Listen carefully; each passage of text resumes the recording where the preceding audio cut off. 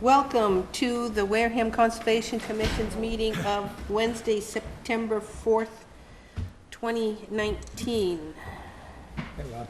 Hello, Jim. Mr. Baptiste, would you like to do roll call, please? Okay, members present.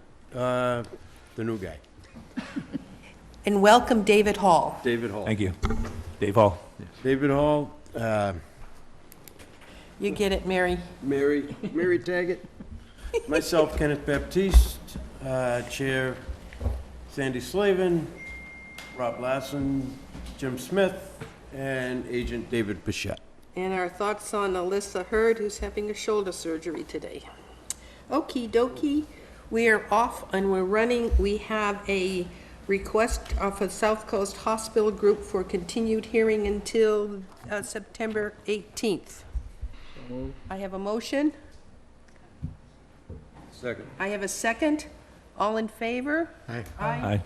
Okay, South Coast, one more continuance. Let me get you into the right folder.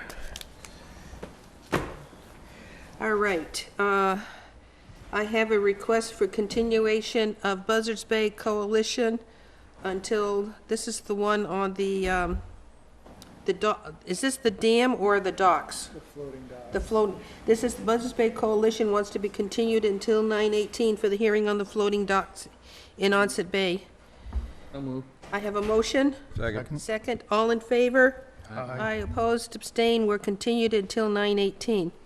The next continuation, Yeah, I don't know if that one's gonna be continued, so don't Okay. do that one. is Kenan Nelligan would like a continuation until October 2nd. So moved. I have a motion. Second. I have a second. All in favor? Aye. Aye. Opposed, abstained. Okay, back to continued hearings. We have Sarah John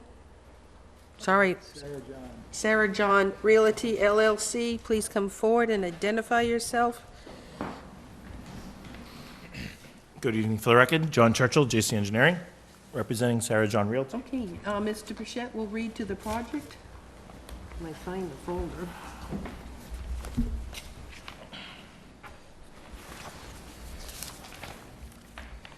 You two can share and we will share. All right. Now the thing is continued.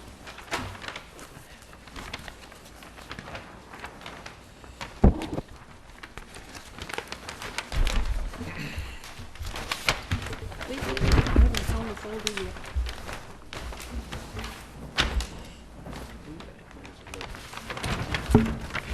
Okay. Green cards? Okay.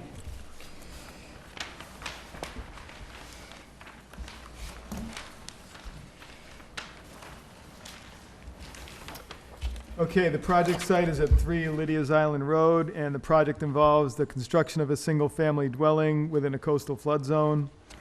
A 24 by 36-foot dwelling with attached 24 by 22-foot garage is proposed, and this is within coastal flood zone AE elevation 15.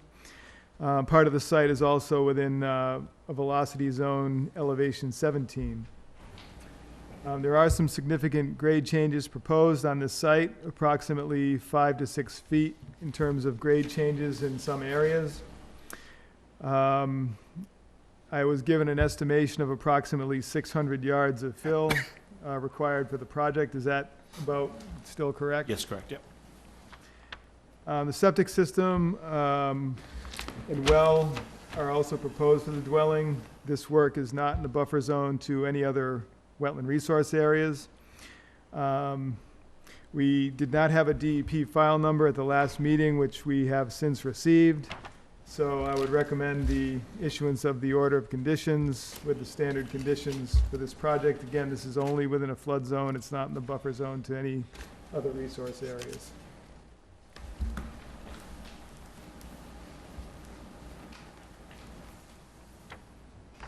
Would you like to comment, add anything to that?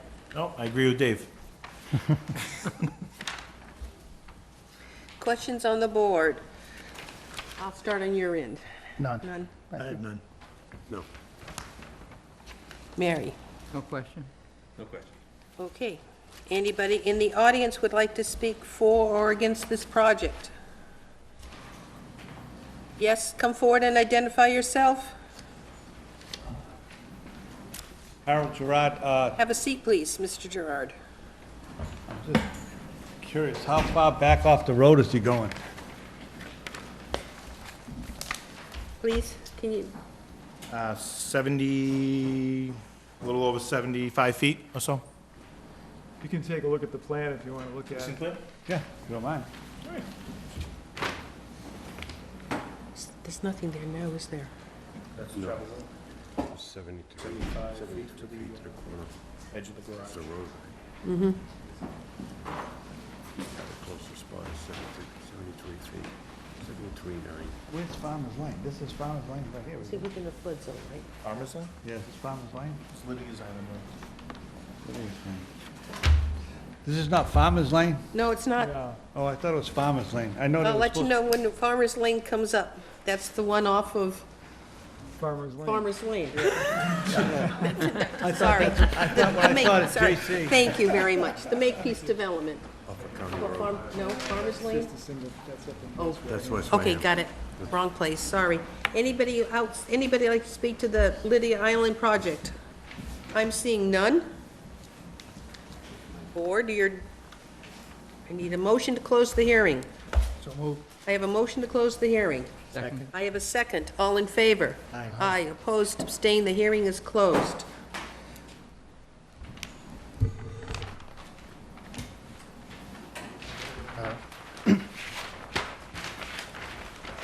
Move to accept with standard order of conditions. I have a motion to accept with the standard order of conditions. Second. I have a second. All in favor? Aye, opposed, abstained. It's done. Before any work is done, please see David for your paperwork. Thank you. Thank you.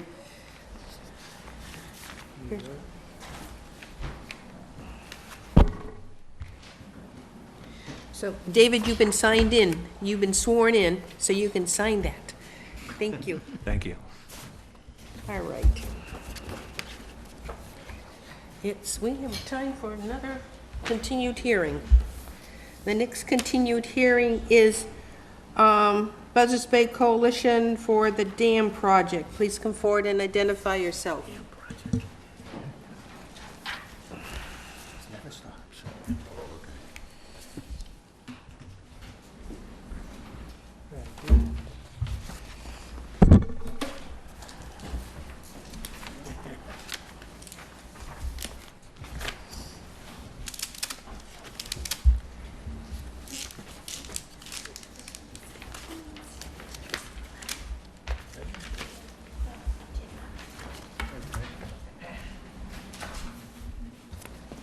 Hello, my name is Sarah Quintal, the restoration ecologist for Buzzards Bay Coalition. Thank you, Sarah. Oh. Box, wait a minute. Okay.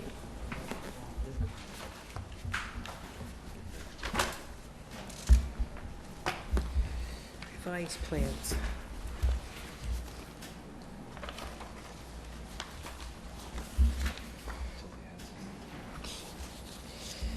Mr. Bichette will read to the project.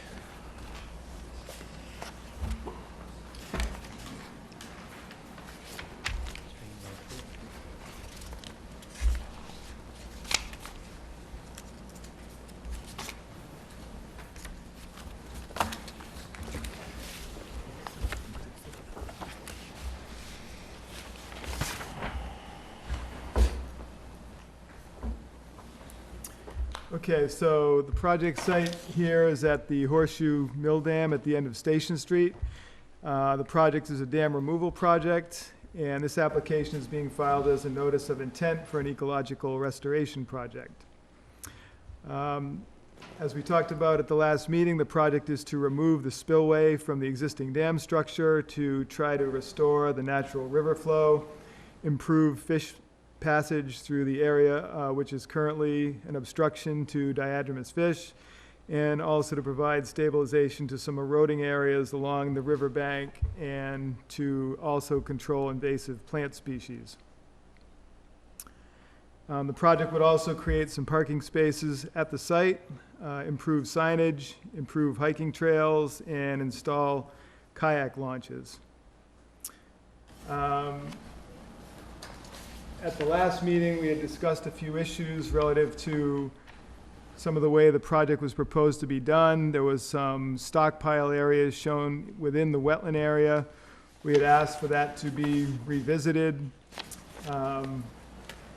We did meet at the site with the project engineer and with Sarah Quintal, and we went over some issues.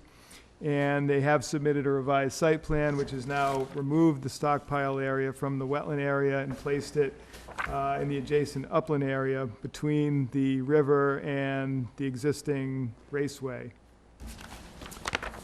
So that's an improvement to the original plan that we had asked for.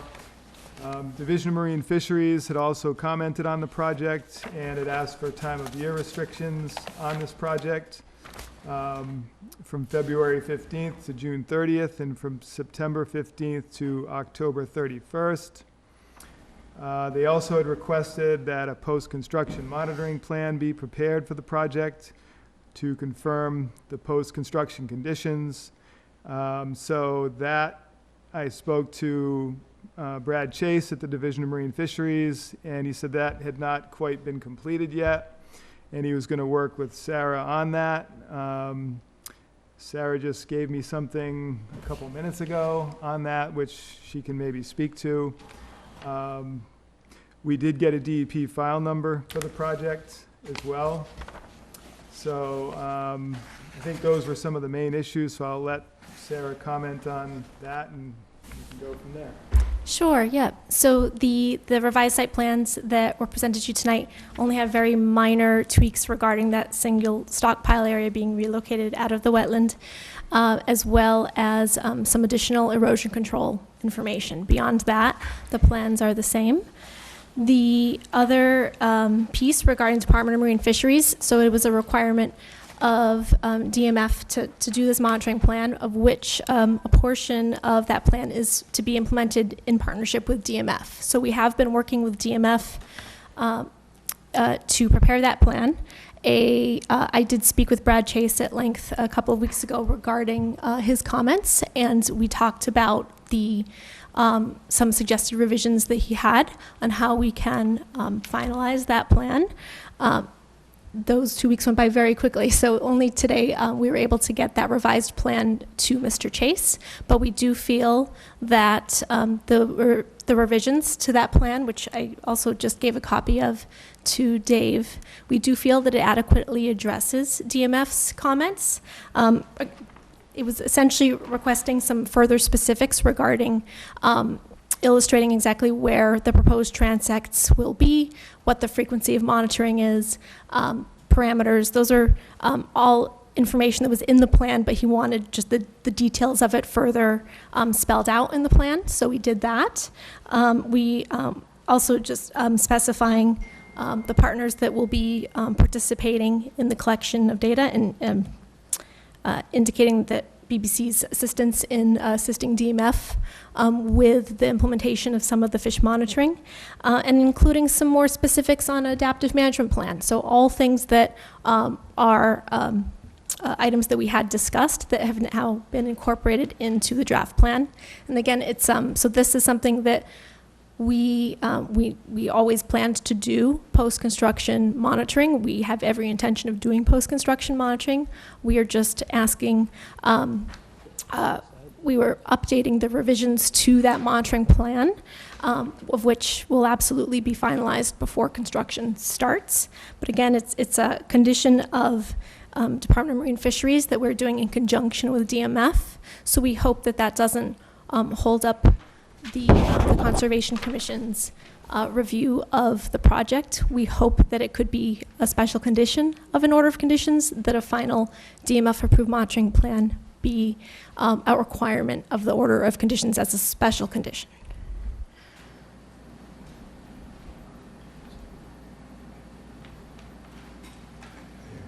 Okay. Now, questions on the board? No, sounds good. Kenny? I'm thinking.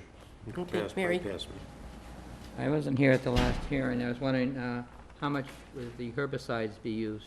So that was actually already approved in a prior notice of intent that was approved last year. So the work on the invasive species management has it's already been started. It was begun last year, and I just visited the Phragmites treatment area last week, and it looks fantastic.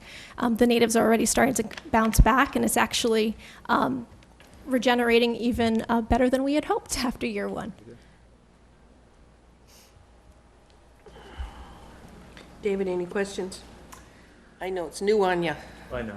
I do have a question. You probably covered it before, but what's the tidal reach up there? How far is the tide effect? What are you going to do here?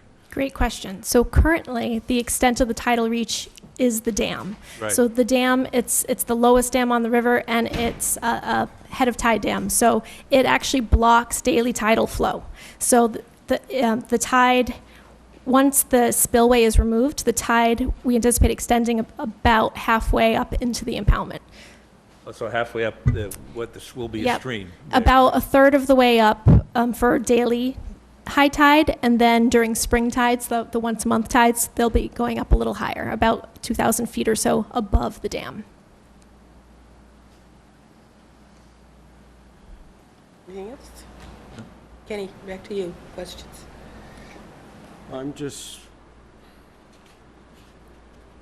Now, what's going to happen? That pond is going to become a river?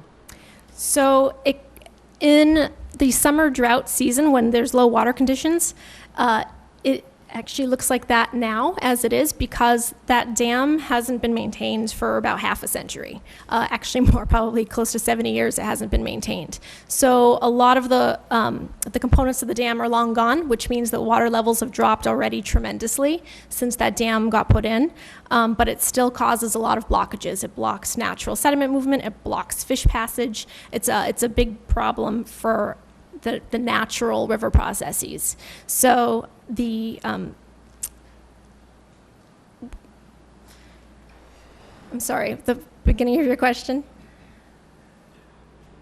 No, I was just wondering what would happen to the level of that, but then again, the dam has been basically, the spillway's been more or less non-existent for years anyway. Right. So the current conditions that you see out there in summertime, particularly if it's a drought, is pretty similar what you would see more towards a low tide after dam removal. So when the spillway is removed, we're actually going to be seeing more water in the lower part of that impoundment during high tide because of the natural push of the water up above the dam. So it'll become brackish instead of... Absolutely. Yep. Okay. So the people who live upstream on it is not going to see any significant change in the water in their backyard? They wouldn't. Everyone's backyards over there are actually much higher than where the pond levels are now, because the pond levels have dropped so much over the years. So it'd just be like it would be in a very dry summer? Yeah, and during high tide, you might actually see a little more water. The water levels fluctuate dramatically. Now, overall, the water levels are much lower than they used to be several decades ago. But now, depending if there's been recent rain, you'll see the natural fluctuation of water levels out there. Sometimes it's really flooded, sometimes it's not. And it's actually going to look that way once the dam is removed as well, but it'll be because of the reintroduction of the brackish water. Okay. Question for you. The spillway, you're going to take the 300 yards being removed from the river and put it into the spillway in order to accommodate a raised walkway, a path. Will you need to add extra fill other than whatever might fall from the walls or anything like that to accommodate that? So to clarify, the 300 yards of excavated material that'll come from just above the dam to create that channel, that's going to get placed in the raceway. So the raceway is in really bad shape now. The existing concrete and fill we think is gonna be enough to fill that, with the exception of imported stone that we're gonna need to essentially form the universal trail that will be a well-compacted gravel trail down to the canoe launch, and some additional riprap as well. And there's going to be some topsoil that we'll need to import as well to basically backfill the sides where we're going to do some plantings. So there will be some fill needed to complete that walkway. Topsoil and stone and gravel. Okay. Yeah. Any other questions on the board? In the audience, anybody would like to speak against this project? Anybody would like to speak for this project? Please come forward and identify yourself. Are you raising your hand to speak? I just have a question. Can you come forward and ask the question so it can go on tape? Sure. Thank you. And identify yourself for the record, Bill. I'm Bill Madden from GAF Engineering, but I'm here as the owner of Starbuck Realty Trust. With respect to there's a herring ladder also out there? Herring run, what's going to occur with respect to that? Sarah, And in the second part, the second question is also a place where the town issues permits each year to do smelt fishing, I think March of the year. What's going to happen to that fishery? Is that still going to be permitted for the residents of the town? It's been a long-standing place to go there, and I'm just curious to that. Sarah, can you ask the first part? I can. So there is no herring ladder there now. The dam has been effectively blocking any migratory fish passage to date. It has the raceway that's near the dam looks like it might be able to pass fish now and then, but it actually doesn't. And actually, whenever, on some rare occasions where there's been really big rainstorms and there has been a significant amount of water flow down that raceway, it dries up with the eggs, any eggs that have been laid and any fish that have gotten into there, they get stranded and they die. So there is no effective herring passage there now, and there is no herring ladder. The proposed design is to remove the dam's spillway, so the concrete spillway immediately below the bridge. The bridge will stay, but the spillway below it will get removed so that there is unobstructed fish passage. That will be a boon to the migratory fish and any other wildlife through that river channel. So the herring as well as the smelt, this is actually going to be a huge improvement for the fisheries over here. It basically eliminates this pinch point where the fish get stuck. They're not able to get up to their migratory spawning grounds. So by taking out this spillway, they're actually able to find the natural riffles farther up the stream. And so we expect significant improvement in the fisheries as a result. Yeah, I just thought that was a Division Marine Fishing installed herring ladder at one point in time. I mean, it looks, and you guys are calling that the raceway, is that what's referred to as a raceway? The raceway was never really considered a ladder. They were, it was contemplated whether or not it potentially could be, but it wasn't found to be. And at one point, going back a ways, there was a very draft DMF design to potentially put in some type of a fish ladder, but it too was determined to not be worthwhile. That dam removal was a better option. Okay. Okay, to answer your second question about fishery permits or anything, I cannot speak to that. Can you? No, that's not obviously something we govern or dictate, so whether or not that practice will be allowed to continue is up to the town and the Division of Marine Fisheries. I would suggest that maybe you call the harbor master's office, because you get permits from them, don't you? I think so. The harbor, yeah, and I mean, I'm just asking because recreation is under the local bylaw, and since this is a recreational activity that's historic in the town, and there's quite a number of people that have done it. I've done it for a number of years. I haven't done it in a number of years, and I was just curious as to whether or not that was still going to be a permitted activity with this restoration project moving forward. Outside of our scope, I'm sorry. Yeah, and I think in the past too, the previous owner allowed access there. That's not necessarily going to be the same practice potentially with the current owners. They may, but that's, again, up to the owners and/or the town and the state on that. As far as fish getting through there, it is limited now because of what exists there. You know, there probably are a few fish that on extreme occasions can make it past there, but it's not typically something where fish can get beyond that at this point. Okay. Anything else? No, that'll do it. Thank you. Thank you. Anybody else like to comment on this project? Okay, the board, the question is that do you want to issue the conditions regarding the post-construction plan, is that what they call it? Post-construction plan? Monitoring plan, yeah. Post-construction monitoring plan. Do we want to approve this project with that as a standard condition, that must be completed before work can start? I mean, that's your choice. We know we have a set of conditions regarding time frame for construction restrictions. Is there any? There's also a number of other conditions that I would, if the commission does decide they want to move forward with this, then there's also a number of other conditions that I would want to see included. As far as the monitoring plan, typically we would want to reference that in the order of conditions as an approved plan. But again, the commission could make that a special condition if they want to, that get approved prior to construction. But I would also recommend there be conditions for dewatering activities, herbicide application, for tree removal and disposal, because there is some proposed work in that regards. The Division of Marine Fisheries conditions that were mentioned. Conditions requiring slope stabilization for areas where those get disturbed.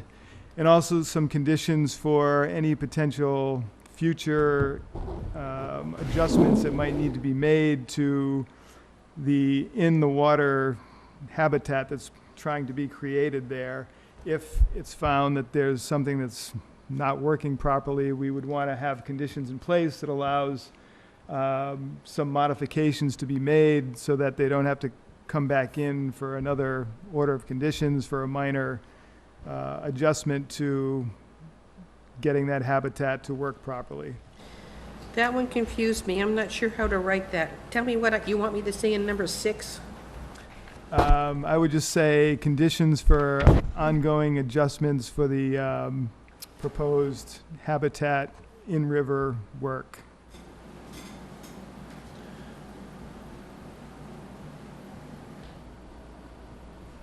Okay, board, it's up to you. I mean, you can do your standard in order of conditions plus these 6 that have just been mentioned, or does it do us any more to delay this for another 2 weeks? I mean, there's nothing more other than the formal post-construction monitoring plan be completed.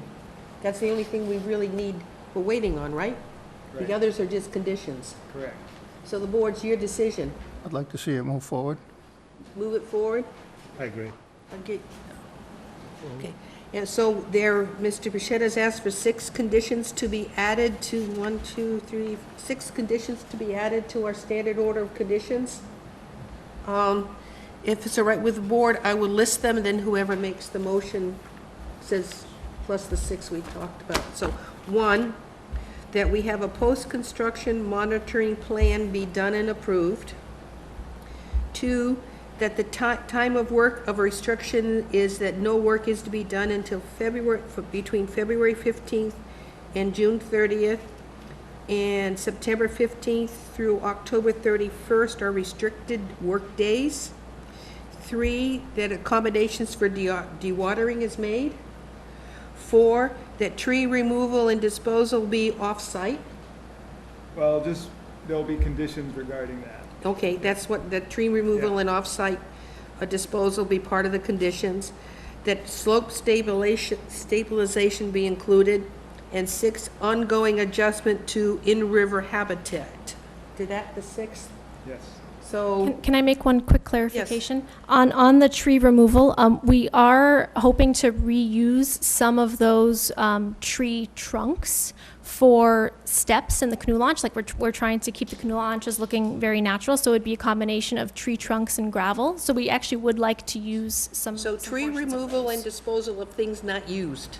Yes. Right, and I think some of the tree removal conditions were just to speak to some of the plans where there was a lot of references made to tree removal as needed, which is kind of vague, which I will put in some conditions that will require some review and approval of tree removal versus do whatever we want to do for tree removal, sort of thing.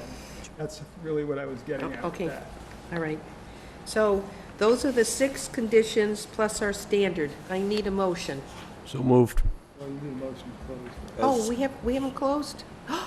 I need a motion to close the Motion to hearing. close. I have a motion to close the hearing. I have a second. The hearing's closed. Sorry. Okay. Motion made as stated, with the 6 conditions. And standard. And I have a second. All in favor? Aye. Opposed, abstained. So we look forward to the post-construction monitoring plan. And before you do anything, see Mr. Pichette. Excellent. Thank you, Thank you. Sarah. Thank you very much. Okay, we're after 7:15, so we can go to public hearings. Oh, wait, let me just clear this desk. There's this here too. You want to keep this stack of paper?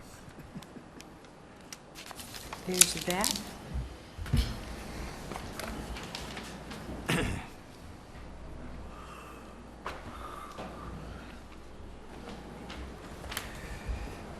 Okay, who's reading? Please, thank you.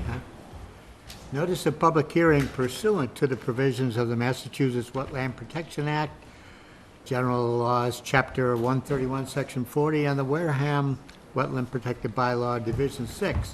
A public hearing will be held in Room 320, Wareham Multi-Service Center, 48 Marion Road, Wareham, Massachusetts, on Wednesday, September 4th, 2019, at 7:15. On the notice intent for Brian McCune, care GAF Engineering, 266 Main Street, Wareham, Massachusetts, for the reconstruction of a retaining wall located on Assessor Map 79, Lot 7, 81 Blackmore Pond Circle, Wareham, Massachusetts. Is revised with the same.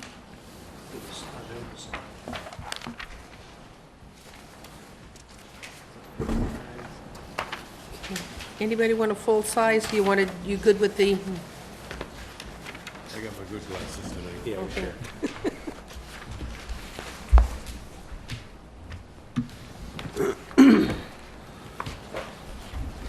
Please identify yourself for the record. I'm Bill Madden from GAF Engineering here on behalf of Brian McCune. Thank you. Mr. Bichette will read to the project.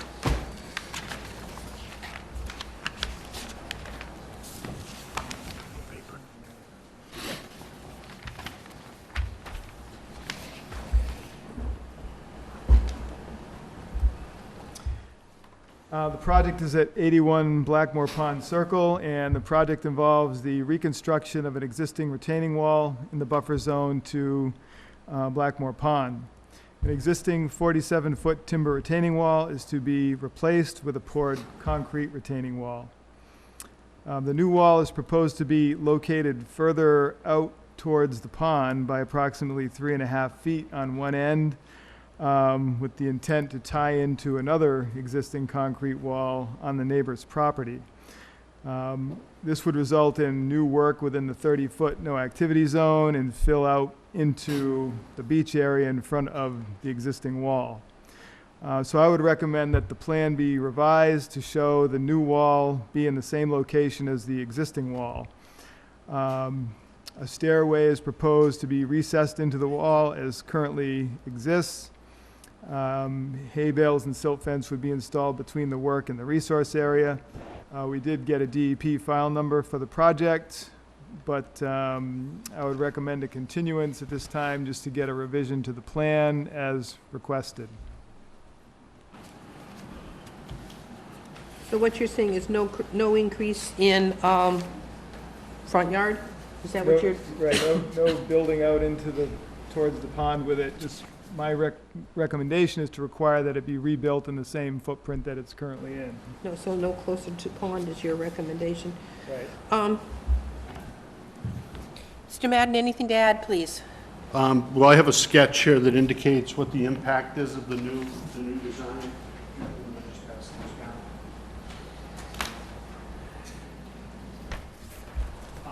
The design that we present indicates about 82 square feet of additional area that would be projecting toward Blackmore Pond.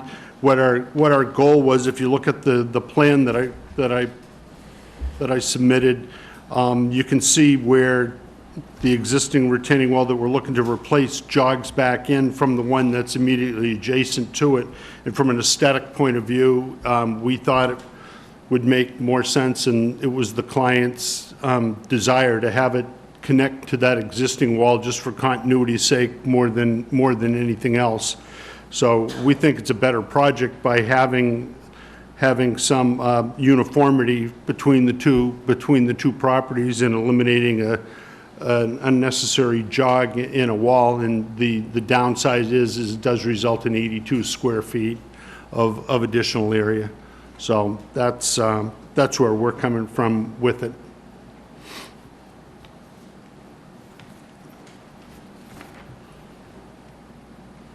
Questions on the board?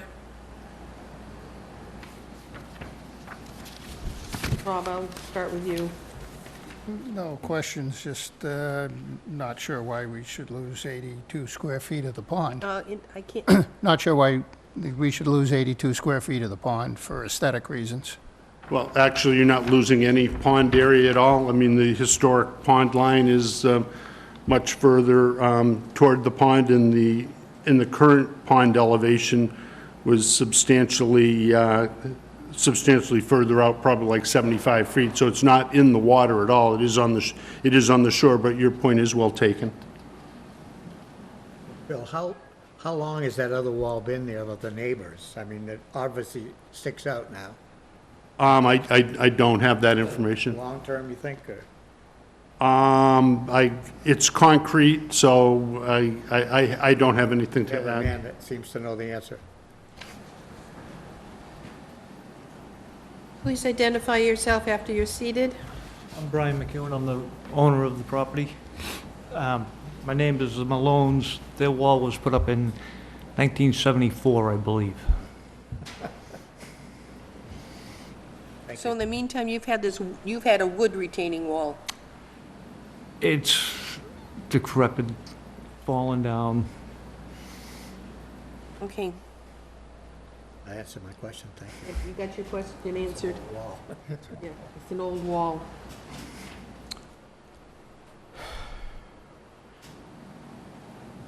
To have them even like that, it would be easier to tie them together, wouldn't it?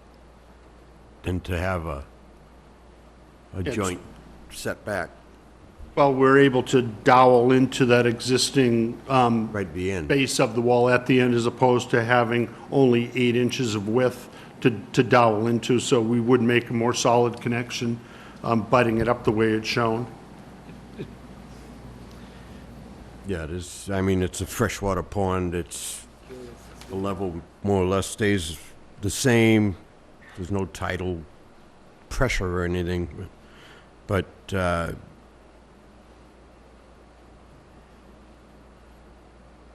I kinda like the idea of the straight myself, that's just a personal opinion. Okay. Mary, No question. David? No, no question. My question, if I take a look at this, is this work being done on your property? Because it looks like your lot line goes across the top of the stairs. The deed description, the deed for the property is to the pond or by the pond, so there's also a line on the plan that says by the pond. So that line that we show, that heavy dark line, is simply a tie line from the two property sidelines. But the deed is by the pond elevation, and that was the pond elevation. So if we take a look at this picture that we have here, the existing conditions, there is that 90-degree, there's an existing tree in that 90-degree connection with your neighbors. Would that tree be removed? Yes. It's a 4-inch tree. It just happened to grow there in the last 40 years, right? Well, it's all shaded in there. Is there any, would you like to add anything else to the discussion? So I'll open it up to anybody in the audience. We speak against this project? For this project? So the board has to make a decision whether or not to let the plan go or ask for a revised plan, as Mr. Pichette suggested. Well, as much as I too like straight lines, I actually dislike making the precedence more. So I'm kind of a no here.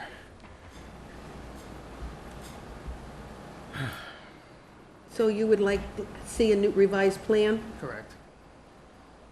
I don't need a revised plan, I like the one we have. You're fine with this one? I kind of disagree. I mean, you know. With which one? There were two opposing. No, I disagree with stepping it back. I'd rather see the straight line myself, but like I said, that's just my opinion. Talk. Mary? I think I agree with you. I'd rather see a straight line along there. The aesthetics would be better. All these jogs and... Yeah. David? Doesn't seem like it would be much of an environmental impact, I mean, to just a few feet. I mean, aesthetically, I know what he's saying too, you know, it just doesn't seem like it'd be much of an impact if you do straighten it out. So the homeowner will either lose some beach area or gain some yard area, correct? 3 feet? Total of 82 square feet change. Yeah, well, that's the All right, whole so, wage. board, have we done, we can close the hearing? Are you Motion to comfortable? close. I have a motion to close the hearing. Second. I have a second. The hearing is closed. Now it's our turn to make a decision. Motion to accept the plan the way it is. I have a motion to accept the plan as submitted. Second? Second, all in favor? Aye. Aye. Opposed? Aye. Abstained. 1, 2, 3, 4, 5. 5, 1, 0. All right, so they approved it. Okay, you got it. Just see Mr. Pichette before you do anything, okay? Thank you very much. Thanks very much. Thank you. Yeah, I had to vote you as voting member.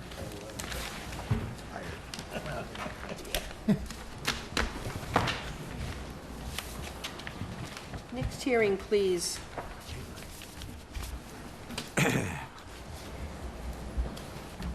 Notice of public hearing. Pursuant to the provisions of the Massachusetts Wetland Protection Act, General Laws, Chapter 131, Section 40, and Wareham Wetland Protected Bylaw, Division 6, a public hearing will be held in Room 320, Wareham Multi-Service Center, 48 Marion Road, Wareham, Massachusetts, on Wednesday, September 4th, 2019, at 7:15 p.m. On the notice of intent for Gateway Motors of Wareham LLC, care of GAF Engineering, 266 Main Street, Wareham, Massachusetts, to raise dilapidated building, clear vegetation, and install fencing located on Assessors Map 61, Lot 1034, 379 Main Street, Massachusetts, Wareham, Massachusetts. We've already approved it. Please identify yourselves for the record. Hi, I'm Joseph Sauer, owner of Gateway Motors. I'm Bill Madden from GAF here on behalf of Gateway Motors. Okay, Mr. Pichette will read to the project. Is this part of it?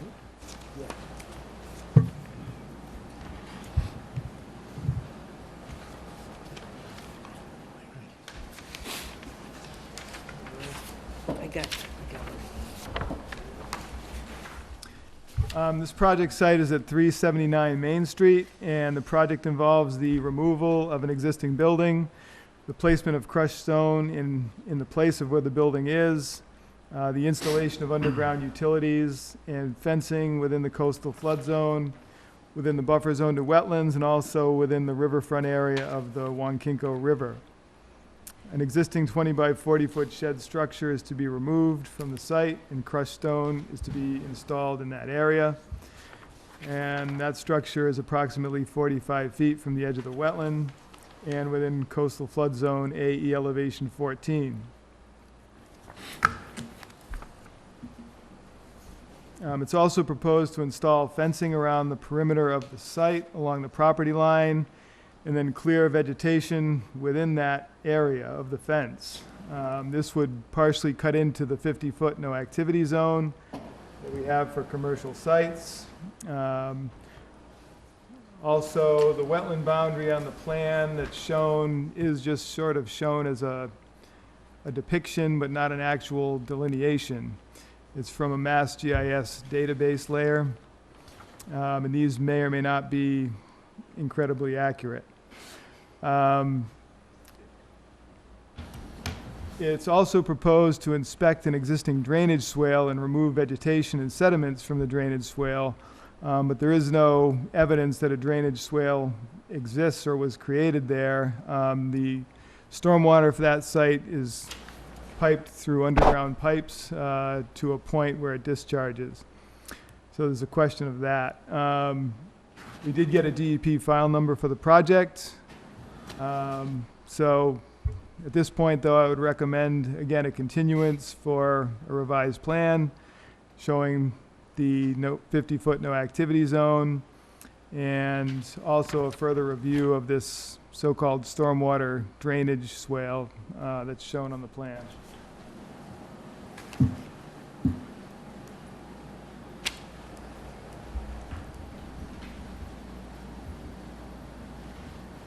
I can't write any faster.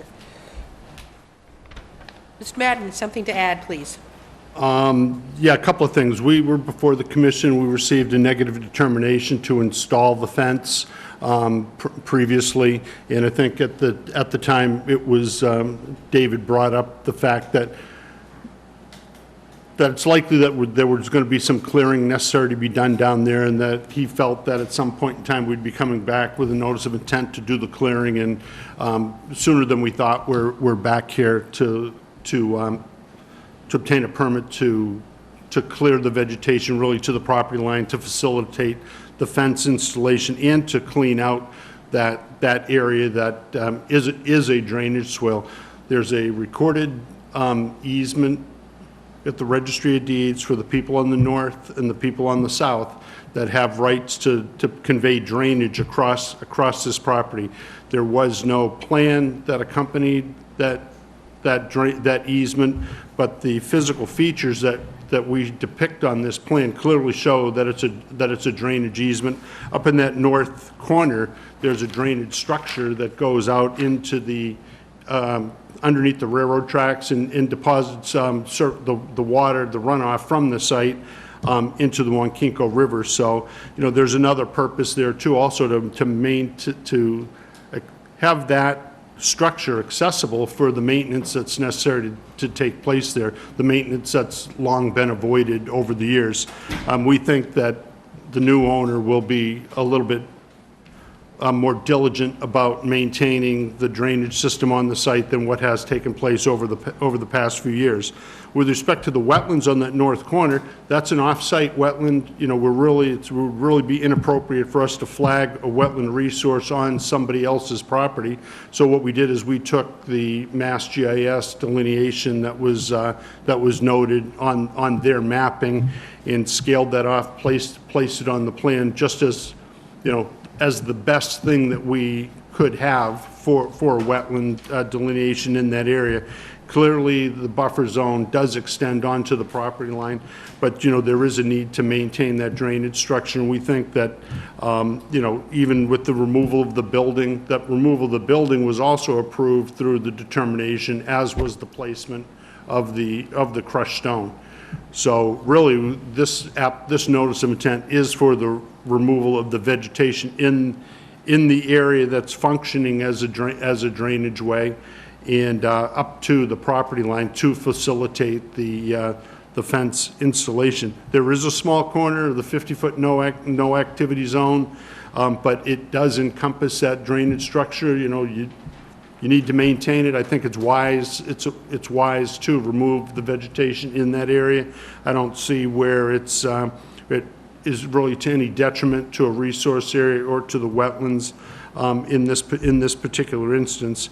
And really just it is the cutting of the vegetation for the installation of the fence. So that's what we have before you tonight.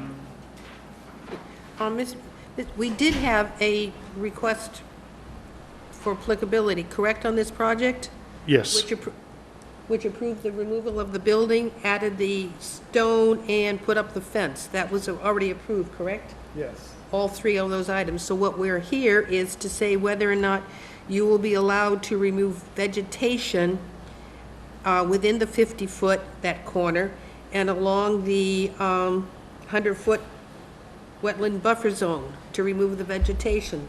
Is that, but the Yes, fence has been approved all the way around it. This is just to say remove vegetation. Right, at the time when the request was submitted, I brought up the point that they were going to come back and try to, at some point then, want to clear that area, which I recommended against. The commission approved it, but my recommendation was not to approve it. Well, we approved the fencing. Right. I recommended that it not be approved where it was located and that it be moved so that it was outside the 50-foot. Yep. But the commission approved it, and this is where we are now. Here we are. Okay, questions on the board? What type of vegetation and how much water flows through there? Well, whatever doesn't get captured by the 2 catch basins that are on the site, which seems to me to be a significant amount of the drainage that runs across that site. If you note on the plan, there's a catch basin that's way up on the slope. It's right. It's hard for me to point to show it to you right now, but it's right about in the middle of the sheet. There's a catch basin there, so. You know, the building runoff would drain to that swale. The parking lot runoff would drain to that swale. It's very rather moderately sloped. And there's another catch basin further down on the site. I forget where.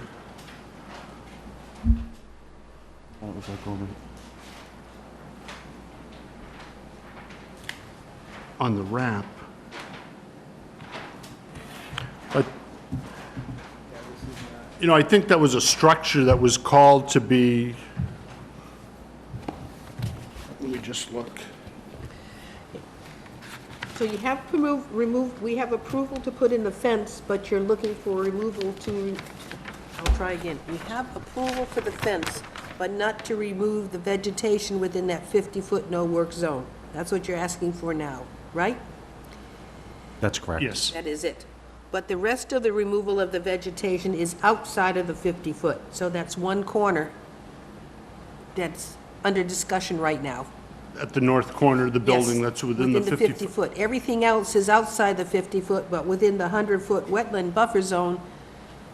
Correct. And the only other question is where the 50-foot line actually is versus what is represented, because again, that's not really a delineation. And to say that it's on someone else's property and therefore you can't get an accurate delineation, to me is not okay. I mean, that happens all the time, and we get delineations on other properties to show accurate wetland lines. So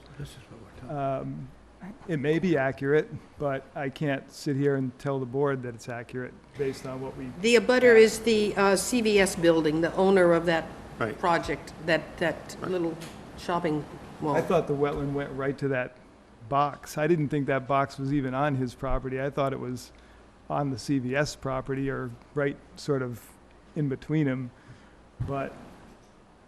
So one of the things, Mr. Bichette, you asked for is a true wetland delineation flagged, so we know where the 50-foot no-work zone is? Is that what I'm asking? Is that Right. what you're hearing? I'm hearing from you? Yep.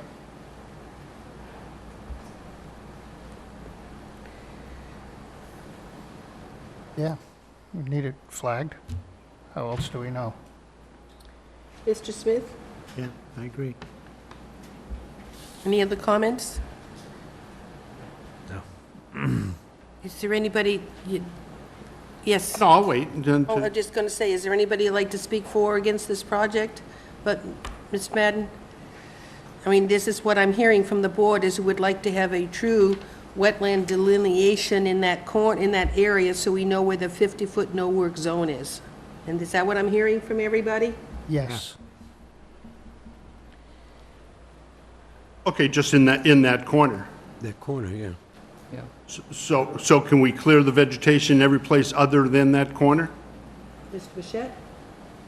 It's, well, we have to. I mean, we have the reason I'm asking is, there is somebody that's scheduled to come in to do that. We do have a permit to install the fence and to remove the building, which is within that Yep, 50 yes. foot, in that 50-foot area also. So yes. I'm just wondering if it, how significant that 50-foot, The board No. would like to have it truly delineated, so we know where the wetlands are, so we know I what get it. can 50-foot line is. I mean, it's one of those things, do we say you hold up everything until we're sure of it? The building, to me, is already been approved. Yep. The fence has already been approved, but you might want to wait on the fence until you find where your wetlands are. Because who's to say that some of this area you're gonna clean are already in wetland, the 50-foot no-work zone, and we won't know until we really know where that is located? no, I understand.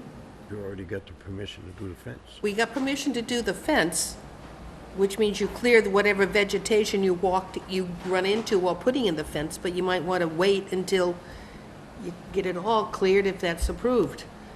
It's up, you have. Well, I mean, we also you run have the some risk of approvals. not getting approval to clear the vegetation in the 50-foot no activity zone. Other than to put in the fence. Correct. Yes, The fence you already have. yes, he does. So put your fence in and before you clean the rest of that corner out, find out where it is, that's all. So I'm You can hearing, take your building down, put your fence up. You might have a little patch of trees there for a little bit. He's just gonna have to, let him take so I'm hearing that we request for a continuation for wetland flagging, so we know where the 50-foot is. Is that what I'm hearing for a continuation? Yep. Can you have this done by the 18th? Doesn't matter. September 18th for a Yes. continued hearing until then? Yes. But it's, yes, we can have it done for the 18th. I'll have that on the plan, but I'll just, let you know that that fence will be installed probably prior to that. That's Prior fine. to that time. You Just have wanna- approval to do that? Yes. Yes, No, and the building down, yes. okay. I need a motion to continue until the 18th. So moved. I have that motion. Okay. I heard a second, all in favor? But he's going to consider what the determinate stakes are. They're allowed to dig their holes.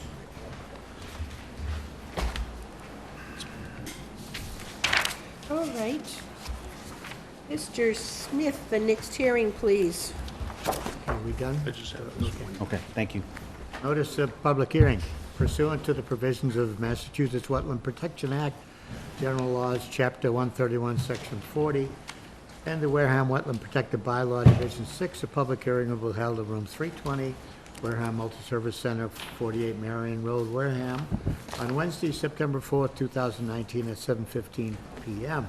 On the notice of intent for Thomas J. Parenteau, TJP Realty, LLC, care of GAF Engineering, 266 Main Street, Wareham, Massachusetts, to remove an existing stone seawall and replace it with a concrete city wall, and to remove stockpile granite slabs on the coastal beach located on Assessors Map 20, Lot 1018, 1026, 1027, 1028, 1029, 15 Over Jordan Road, Wareham, Massachusetts. You pass, everybody's got something? Thank you. Three again. Thank you. Miss, got the green cards? Thank you.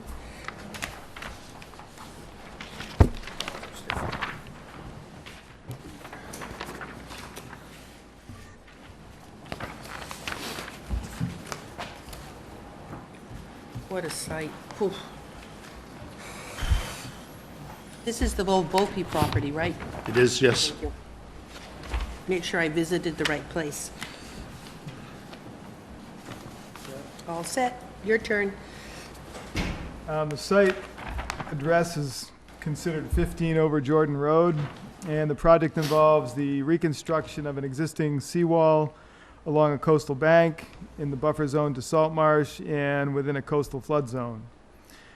An existing stone seawall, approximately 460 feet in length, is to be removed, and a poured concrete wall with vinyl sheet piles in front of that is what's proposed.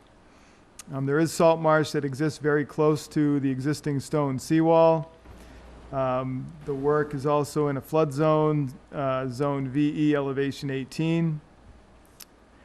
A sloped wall instead of a vertical wall would be preferable to be constructed in a velocity flood zone like that. We did get a DEP file number for this project, and their comments referenced that same point. And also, there was concern for alteration of salt marsh, because the salt marsh is right up to the face of the existing wall in several areas. So whatever wall is approved, that would have to be no closer than what the face of the existing wall currently is to the salt marsh.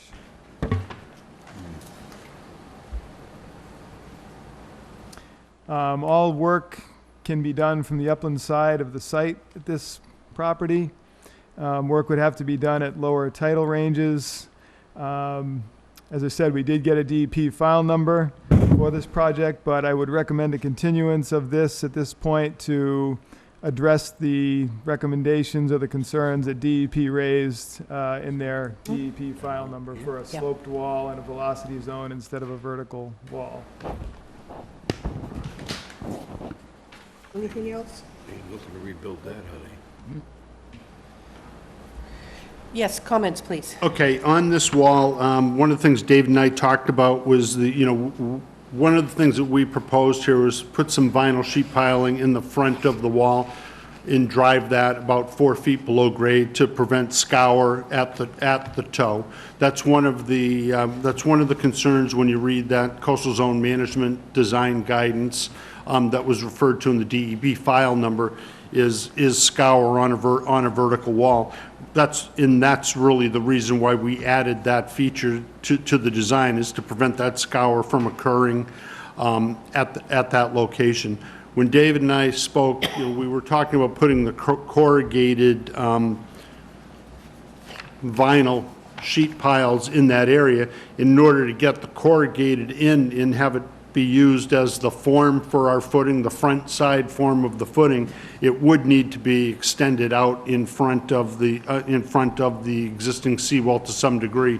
And I think that when David and I did speak, we felt that we would just have to modify the methodology that we were going to employ to build the thing, and we'd have to remove sections of the existing stone masonry wall, place the sheet pile at that point at the line of the face of the wall so it didn't extend further seaward than the existing wall, and then build our wall behind that bulkhead. And I think that maybe what I'll do, since we have to revise that, is revisit the corrugated sheet pile and perhaps look at a flatter piece so that we don't have to dig quite as much and remove quite as much, and we'd be able to, I think it might facilitate the construction a little better. But the issue still is, deals with that vertical element of the seawall. If you're going to be opposed to a vertical wall, I mean, the two things that we have to be concerned with is the scour at the toe of the wall and the washout behind the wall. The dynamics of this site are not very significant. It's not facing a huge fetch of northeast direction in the winter months where we'd obtain a lot of scour going on, a lot of overtopping of the wall. That wall has been there for quite a number of years, and I think that the concrete footing that's shown on one of the details that we show with the existing wall is evidence that the scour had occurred there over time, and that concrete was placed to protect the face of that wall. So I think that by us placing the sheet pile, the sheeting in front of the wall, we'll be able to eliminate that from occurring. But I think that I'm just trying to get a sense as to whether or not the commission is going to approve a vertical wall, or are we going to be needing to come back with a sloped stone rubble wall. I think that if we're able to offset those design considerations with the scour at the toe and the washout behind the wall, that I think we meet the design concerns that CZM points out, and given the location of this, I don't think that the scour and the overtopping are really significant things that would be expected to occur on a recurring interval. But that's just me, and that's the way I feel about that. And if the commission is more inclined to want us to put a rubble sloped revetment type face there, I'll need to go back and have that discussion with our client and ensure that that's something that he wants to do, as opposed to simply repairing what is out there. So, I don't know, I think that we can meet the CZM design considerations with the vertical wall, but then again, you folks are going to be issuing that order, so if you're not comfortable with it, then I want to provide you with what you're going to be comfortable with. I think the issue with the vertical walls in the velocity zone is that they anticipate more wave and wind action hitting the wall and then driving the water straight down and then sort of churning up that area in front of the wall, whereas if there was a sloped wall, it could ride up the wall and back and therefore not cause as much scour. That's basically why they recommend a sloped wall in a velocity zone.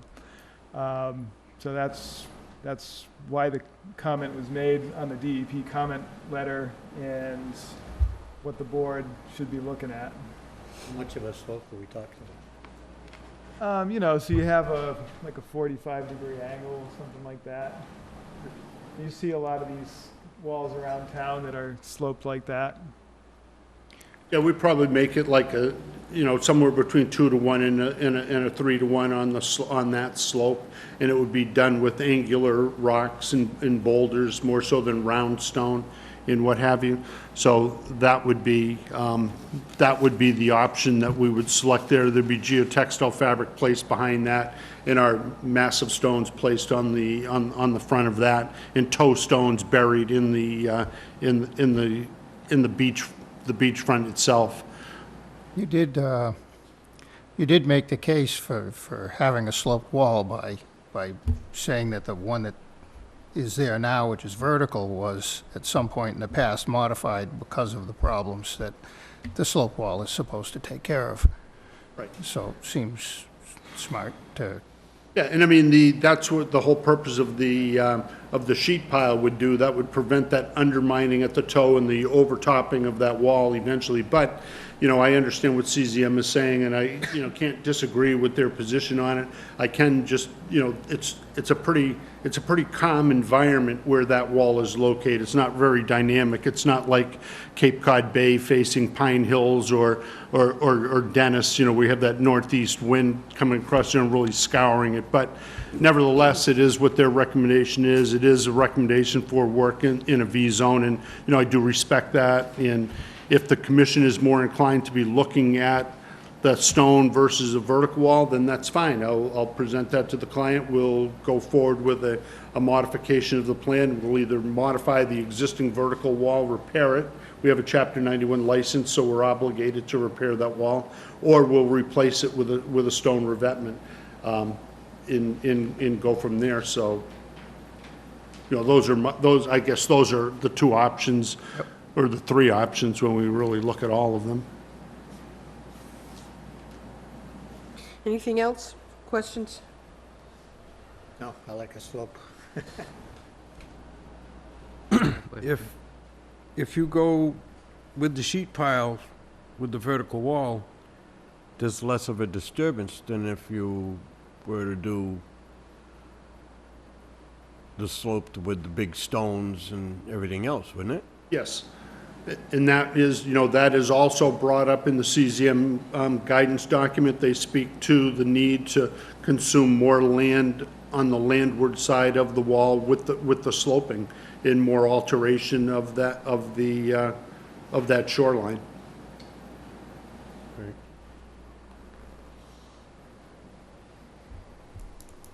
Could you do like a combination put your vinyl sheet material in there and then do a sloped concrete wall? I mean, would that fill the, I don't know if it would that would make, would that help at all with the?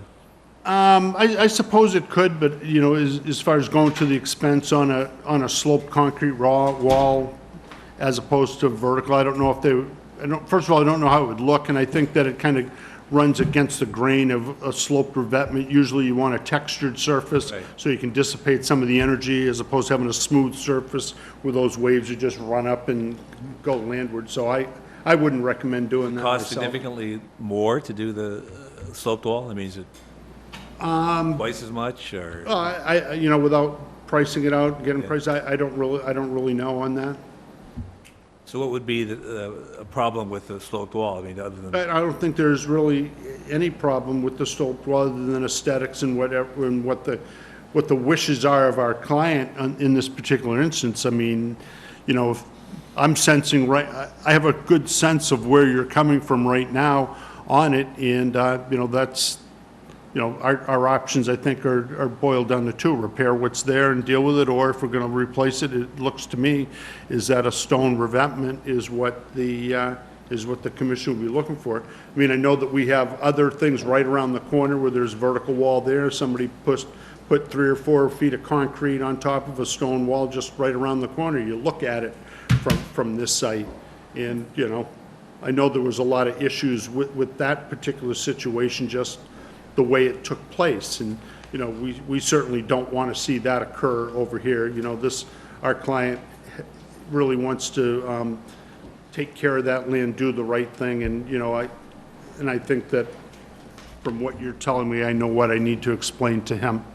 Does he realize a slope wall might be an alternative to a vertical?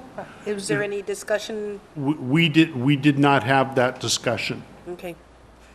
Would, considering we're looking at a hurricane on the way up, and the general consensus is there's going to be either more of them or they're going to be bigger, on a longevity point of view, if things do get worse over time, it's my assumption, and I'm not an engineer, so I don't know, so this is my question: will the slope wall over time, if things get worse weather-wise, be the better choice? I think they're both good choices, and it all boils down to the maintenance that takes place over the years. I mean, if that sloped stone wall is properly installed, the right size rock is selected, it's placed in the... My assumption, if you were building it. Yeah, no, well, but, you know, we're dealing with contractors too, and they get paid on the work they don't do. So, so anyway, I'm just thinking that, you know, I think there's benefits to both, and, you know, in the coastal environment, concrete, you know, salt water and what have you have to use different type of concrete when you're doing that work, and, you know, the stone, there's quite a bit of around, does stick around, and I think both of them are good solutions, but the stone would, I think the stone would work fine. And that would be the recommendation of, what was the group? CZM. CZM. Well, the CZM guidance leans in to that that. direction. Oh, So that they wrote it in there. here's a question for you, looking at this. There's no, right now, there's a set of steps, barely described as steps, at the base of what had been a pier. I don't see it on here anymore, so there won't be any steps until the very far eastern end of this 460-foot wall? There's nothing in the middle? There's nothing in the middle. I think that what we're planning on doing is coming back to the commission with For some... the pier? Yes, exactly. So that's, you know, there's a lot of, just so that you're aware, there are a lot of plans for this property. It's a large tract of land. It's, you know, pretty nice piece of property, and I think the landowner's going to do a reasonably good job in developing it to the degree that he develops it, and it's not going to be very intensive. But those are the things that we're going to be looking at in the future, and then if there is piers permitted there, we would be required to have lateral access from the beach over, or access underneath them. I think lateral access over would be the choice here. You know, and looking forward on that, you know, it's much easier to build that pier and have it resting at the beginning on a concrete wall than it is dealing with the sloped stone, so. So, couple things. The pile of concrete slabs would be removed, stockpiled off-site? They're going to be stockpiled in it. They're going to be stockpiled outside of a Off-site. wetland resource area on this property. And then you're going to restore the wetlands they came out of? I think that what we wanted to do is have a discussion, once we understand what is there underneath all those are granite slabs, I think, pieces of granite. Yeah, it's a mess. Why would anybody, never mind, we don't know why they got put there, but that is a lot of granite slabs. It is. And the owner has looked at that, understands what they are, and has an idea of how they could be integrated into his plans on the Oh, property. what a great walkway, driveway. Okay, the wooden deck, dock that's there would stay at this point by the granite slabs? The Existing. remnants of Yep. that dock? Would stay there right now? Yes. The pylons that exist for the prior pier would stay there right now? Right now, yes. The wooden dock that's sitting in the wetlands would be removed? Yes. Now, I was amazed at this wall. Sometimes it has a footing and sometimes it doesn't have a footing. Right. When you come back with this new plan, will all the footings be removed? All the stone walls will be removed and totally replaced with this new alternative consistently for the 460 feet? Yes. Except for the walkway at the far eastern edge. Because I did visit the site today, and there is a lot of washout behind the wall in places. Right. Yeah. And we think that washouts occurred just from either overtopping or whatever, but the sand filtering through or underneath the existing mortar and stone wall that's there. There's nothing really to hold that from washing out.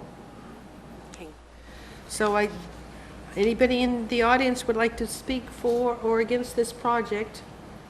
We understand we're going to be continued. Can you have a new plan to us by the 18th of September? I'll have to crack the whip. But yeah, I think so. Or do you I'll shoot want- for Do you want that. to continue beyond that? No, I'll plan to have it done for the 18th. If I run into a problem, I'll just call David and we'll continue it again. So, I need a motion to continue until 9:18. So moved. I have a motion to Second. continue. I heard a second. All in favor? Aye. Opposed, abstained, we're continued until September 18th. And what a sight, I kept going, there's another building back there, what's a school bus doing back there? Okay, Well, and that's one of the things, I mean, there's a huge cleanup exercise that has to take place there that we're gonna get involved with, so. I think you'll see us a few more I think someone has times. a brand-new lawnmower or big machine stored down there to clean his big empty lot. I understand that's gonna turn into a solar field? I haven't heard that, but, Okay, I don't I know. think, Okay, thanks very much. thank you. Next one, Okay.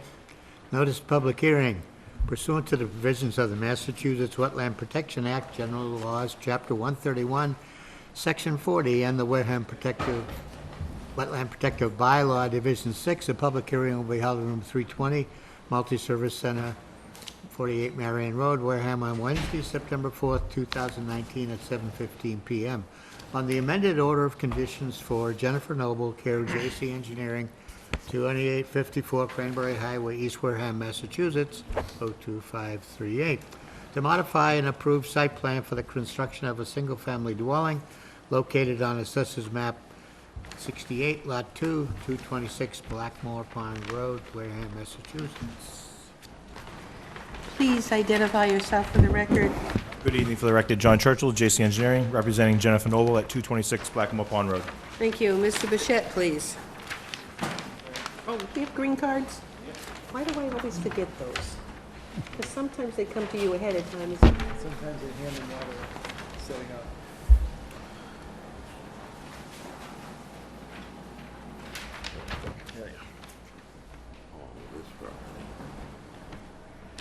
Thank you.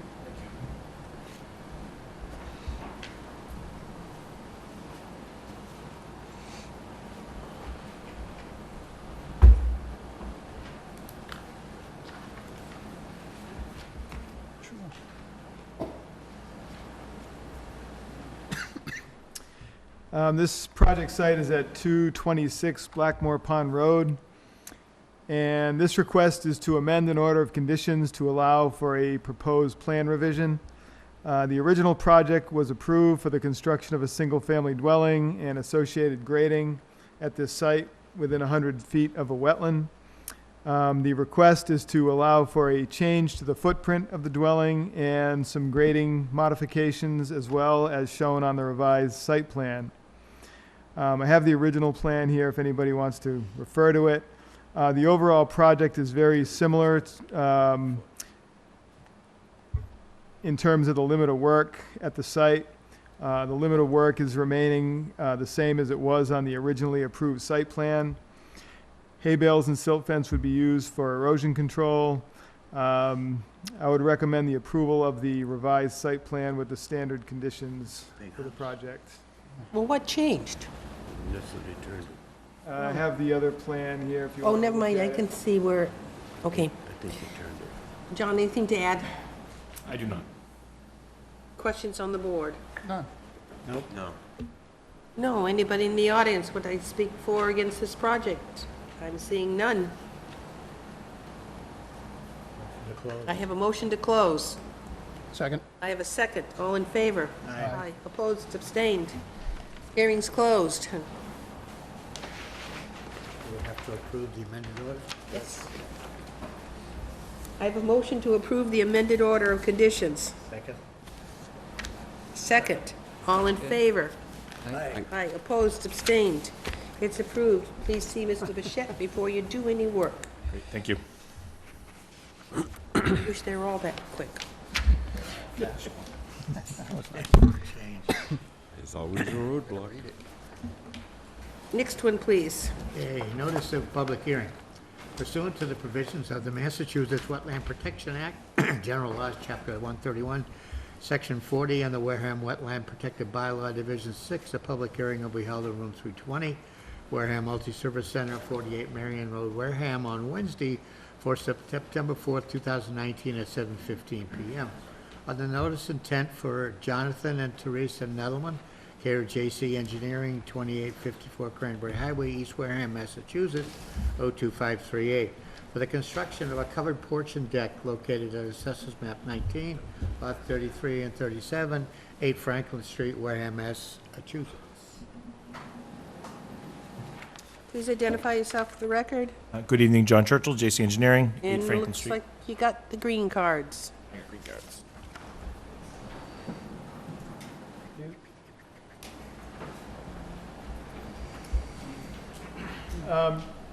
John and I spoke earlier about this project, and there was a consensus to request a continuance on this, so I would recommend the hearing be continued. We were going to go look at a couple of issues before making final comments on it.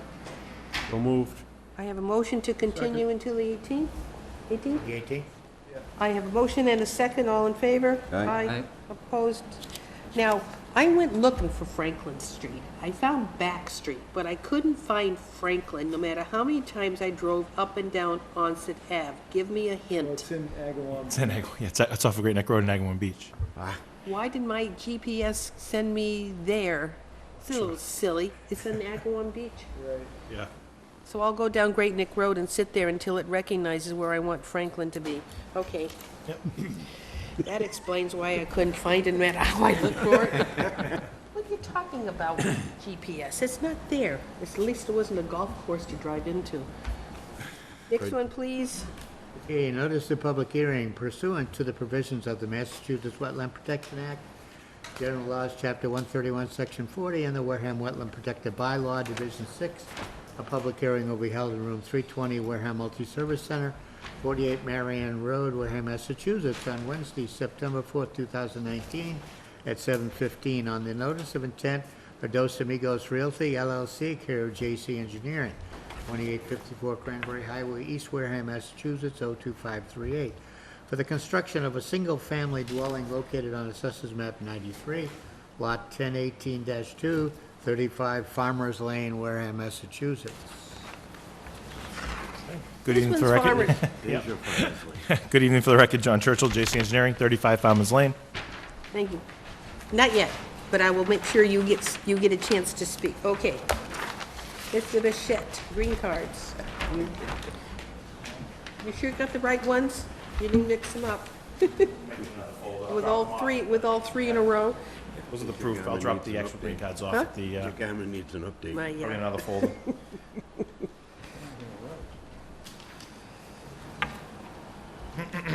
Okay. Ms. Bichette, your turn. Okay, so this site is at 35 Farmers Lane in West Wareham, and the project involves the construction of a single-family dwelling in the buffer zone to bordering vegetated wetland. The original plan showed a 26 by 45-foot dwelling proposed, approximately 43 feet from the edge of the wetland. Upon review of the wetland flags, there were some changes requested to the wetland line. We did get a revised plan submitted, which is what you have in front of you tonight, which shows the revised wetland line. As part of the revised plan, they did also reduce the size of the house to a 26 by 26 foot house. The septic system is located outside the buffer zone to the wetland. There is grading around the dwelling as shown. Hay bales and silt fence would be proposed between the work and the resource area. The limit of work is right at the 30 foot to the edge of the wetland, which, you know, is fine as far as our bylaw. We did get a DEP file number for the project, so I would recommend the issuance of the order with the standard conditions and the added condition that additional hay bales be run up the side of the wetland where that utility line is coming into the site, because that really should go up a little bit further to protect that wetland area. But that's what I have on that one. Is there anything you'd like to add, please? Nope.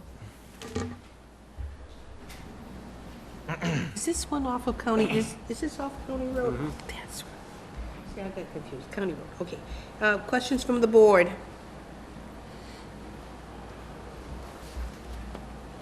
No? No? From the audience? Please come forward and identify yourself. There we go. Harold Gerard, Farmers Lane. I just wanted to see how far back it was. Ironically, about 75 feet. Same as the last one. There was originally 3 lots up at the end of the street to build. They were going to build 3 different lots. Which lot was this one? This one closest to Pimento's house or across the street from 32?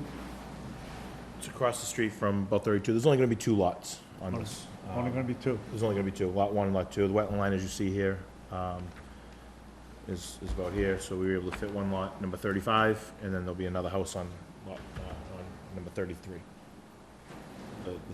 They're next to Okay, so they're chopping this 31, off of the that. last house you basically see before you get to the railroad tracks, on the right-hand side. Because they can't put it over here. That's all swamp. Thank you. Is that answering your, Thank you. anybody else would like to speak for or against this project? I'm seeing none. I have a motion to close. Second. I have a second. All in favor? Aye. Opposed, abstained. Hearing is closed.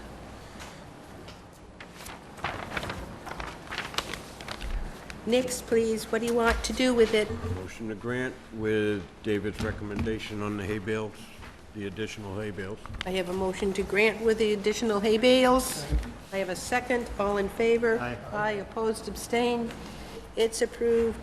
Please see Mr. Bichette before you start any work. Thank you so much. Thank you. Are you done now? I am done. If you need directions or you need help to get to that site, let me know. Thank you. Have a good evening.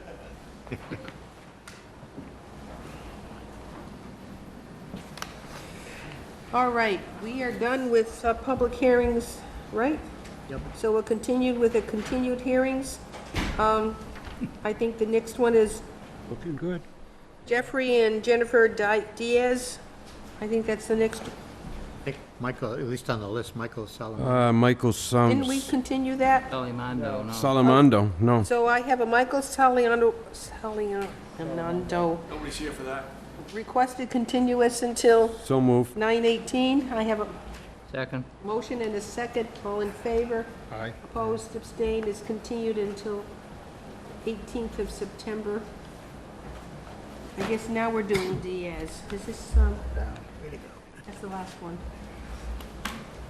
Yeah, that'll work.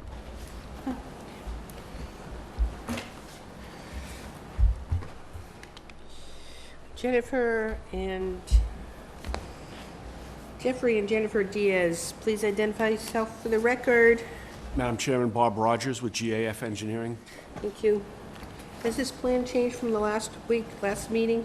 Yes. I have a revised plan here.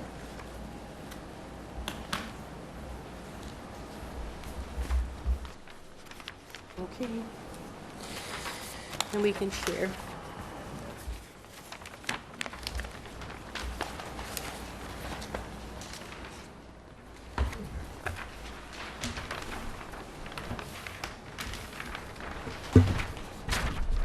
This project site is at 2 Fairway Drive in Onset, and this application was being filed in response to an enforcement order that was issued for some unpermitted work that occurred at this site, which included landscaping, removal of vegetation, and regrading work in the buffer zone to wetlands and partially within a flood zone at this site.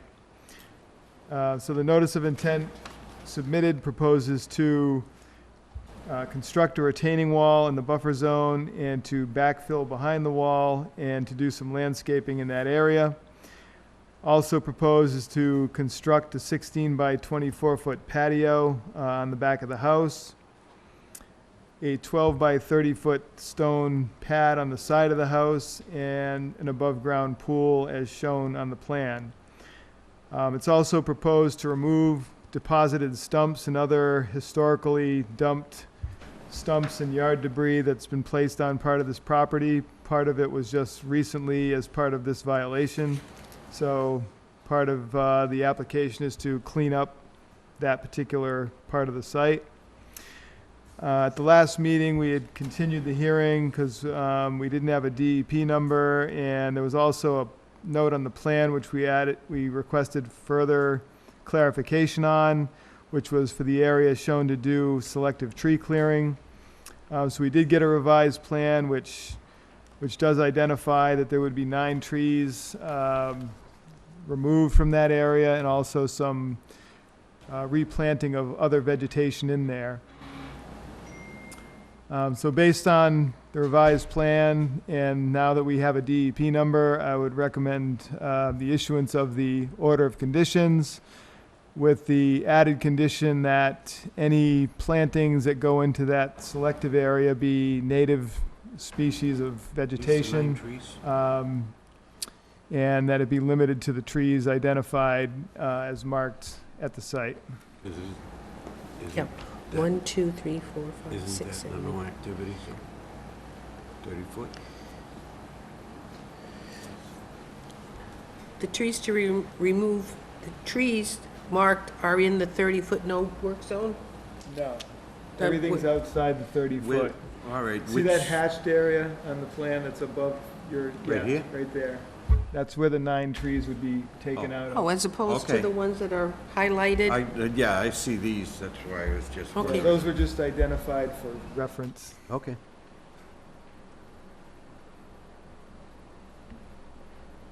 Bob, anything to add?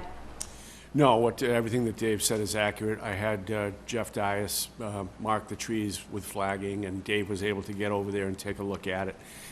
He's really just trying to make the property more usable for a backyard and just to, as far as the tree clearing, just to make some, some space, basically.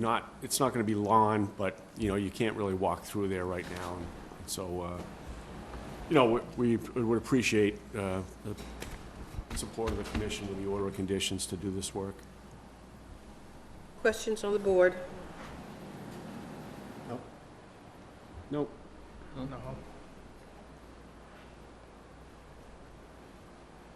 You seem to hesitate. Yeah, I'm all right.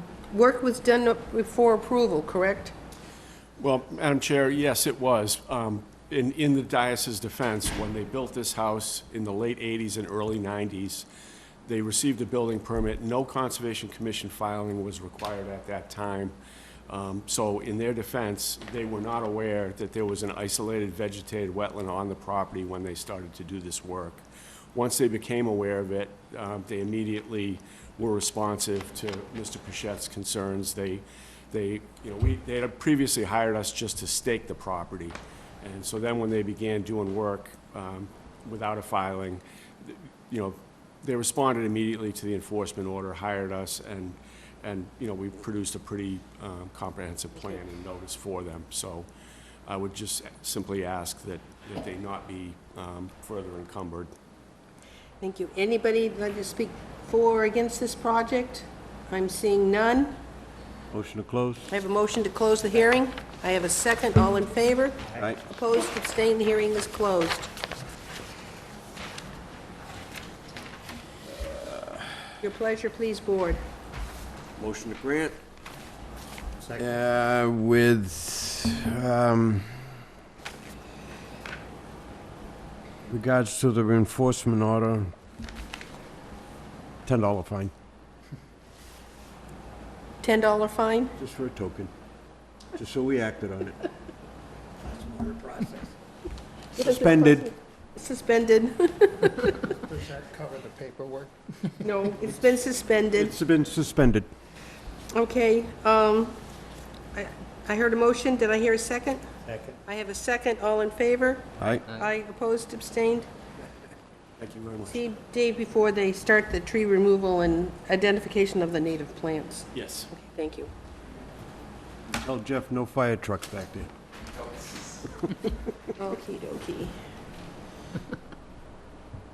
The next one is Scott Balagan. That's a continuance to the next meeting as well. Oh, it is. I haven't, they would like to continue this until 9/18. So moved? I have a motion to continue. Second. I have a second. All in favor? Aye. Aye. Opposed? Abstained? Continued. Okay, I didn't. Sorry. Staples. Enforcement orders.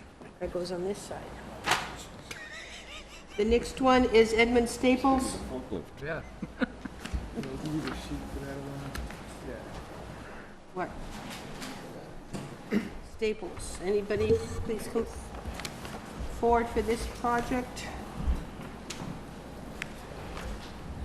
Yeah.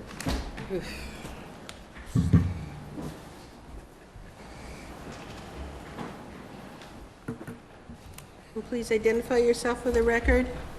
I'm Edmund Staples, owner of the Zero Broad Street project. Thank you. Mr. Bichette will read.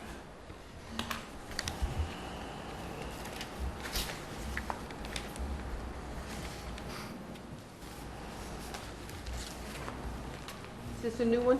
No. Okay. You need another one? Nope. Oh, you got it. Oh, the vernal pool.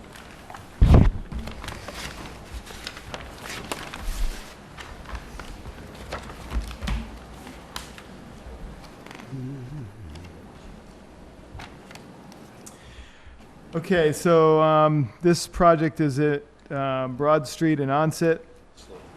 The project involves the construction of an access road and utilities in the buffer zone to wetlands and within a coastal flood zone. A 16-foot wide gravel road with associated utilities is proposed. This would be approximately 55 feet from the edge of wetland, which is a certified vernal pool. on the adjoining lot. The site is also within flood zone AE elevation 14. The proposed road would be designed to pitch away from the wetland. A stone trench is proposed on the low side of the road to handle any runoff from the road. Water, sewer, and electric lines would also be installed within the road layout. Hay bales and silt fence would be installed between the work and the resource area. We did get a DEP file number for the project, which we didn't have at the last meeting. We were also waiting for the abutter notification cards. So with that, I would recommend the issuance of the order of conditions with the standard conditions and the added condition, as we mentioned, about the road being pitched away from the wetland, that the road remain a gravel road unless someone comes in with a future filing to address additional stormwater structures if there's any proposal to pave it, and that there be no clearing of vegetation within the flood zone on the house lot other than where the roadway access work would be, because it's not really proposed or shown to do that. So those would be the added conditions I would recommend for the project. Can you do the third one more time? No clearing of vegetation on the house lot other than the road? In that area within the flood zone on the lot. No clearing of vegetation on house lot within flood zone. Right. So if you look at the next page, it shows it a little more detail as far as what's being done, and it shows the flood zone line. I'm trying to put in a road across the road right away. Questions on the board? Well, is there anything you like, Edmund, would you like to add anything? Anything to add? I think that pretty much covers it. I have the green cards here. Thank you. Just a few of them. Yeah. Okay. Questions? The protection of the vernal pool here, the pitch of the road, is there a definition for the degree of pitch? It's shown on the site plan, I think on the detail page, might be on the next page from where you're looking at. And how would that be maintained? And, I mean, it's gonna be dirt, so it's eventually gonna flatten out. Yeah, there's gonna have to be some conditioning about maintaining the road. Okay. It is gravel. If they build it the way it's supposed to be, it should stay that way, but during maintenance activities, yeah, they are gonna have to be conscious of grading it the way it's supposed to be. It's a little tricky with a dirt road, I know. Yeah. Is there any other structure or anything that can be added on a maybe more permanent, less flexible basis to protect the pool?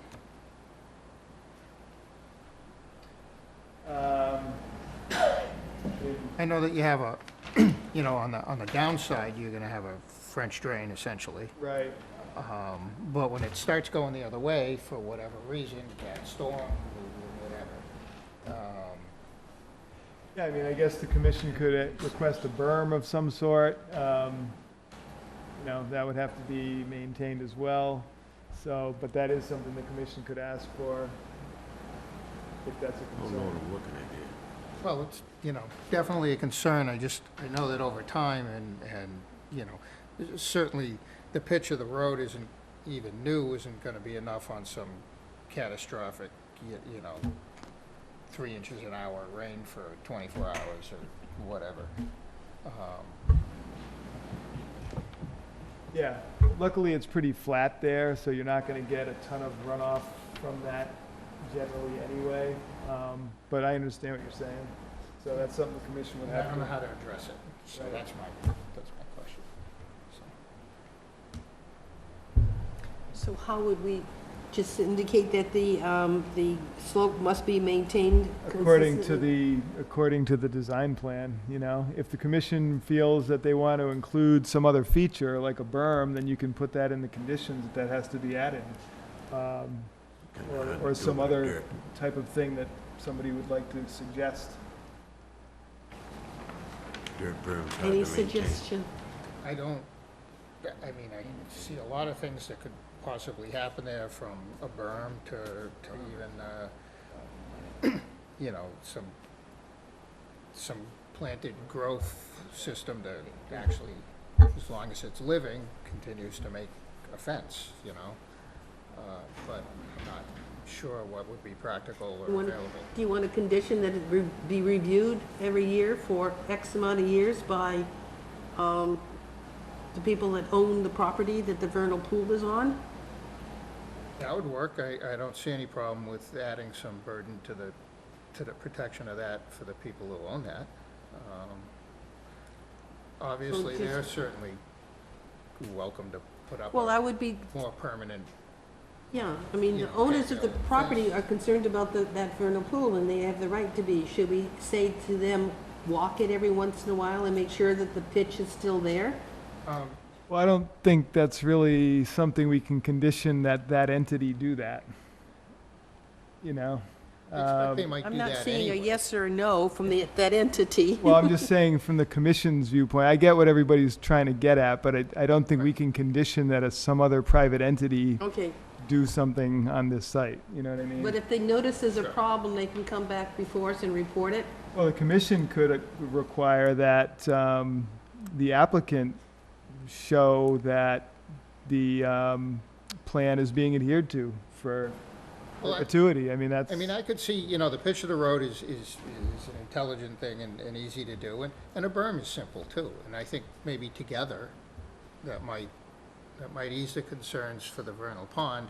And then if the owner of the vernal pond would like to do something on their own property that ease their concerns, that's fine, that's up to them.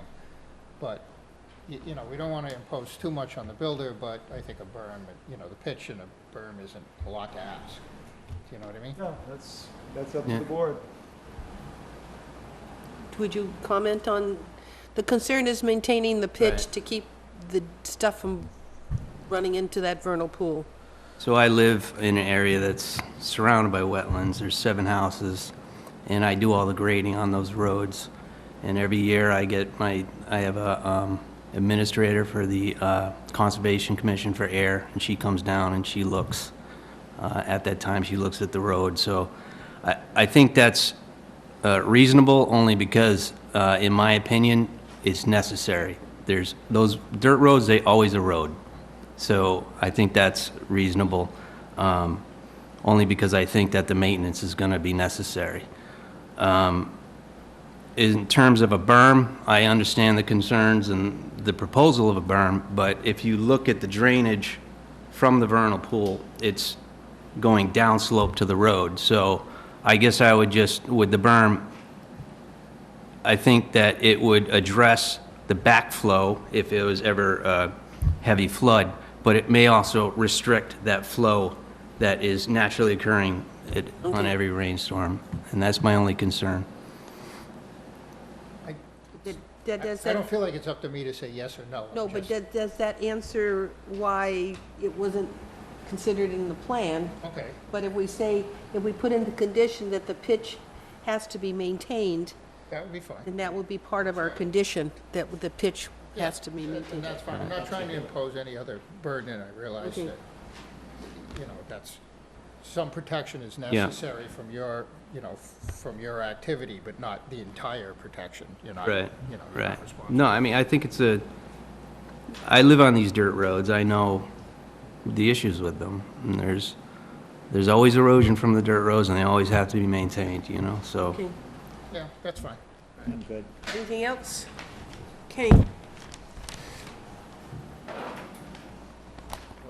I have you talk about a berm, I don't know how you can put a permanent berm on no, a dirt road, period. And as far as pitch, yeah, that's fine. If the regime's gonna change, who's gonna maintain it? Or who's gonna enforce it? Which, Who's gonna, 5 years from now, who's gonna go and look at the pitch of that road? David will be retired by then. It'll be the next guy. Hopefully. Yeah. I don't know. No, as long as it's in the order, then if there is an issue, the commission has some backup that they can go and say, hey, this was a condition, this needs to be corrected. So I think it is a good thing to include in the, and that's the way it's designed anyway. Now, what are they looking to build? 2, 3 houses here? Just one house, One house? just one house. There was some consideration to 3 houses, but I'm keeping it one house right now. And originally, the scope, this project was originally designed in 2009. And my father took it through approvals. And it was very similar. The drainage changed a little bit, some of the utilities changed a little bit, but the design was very similar to what you see here.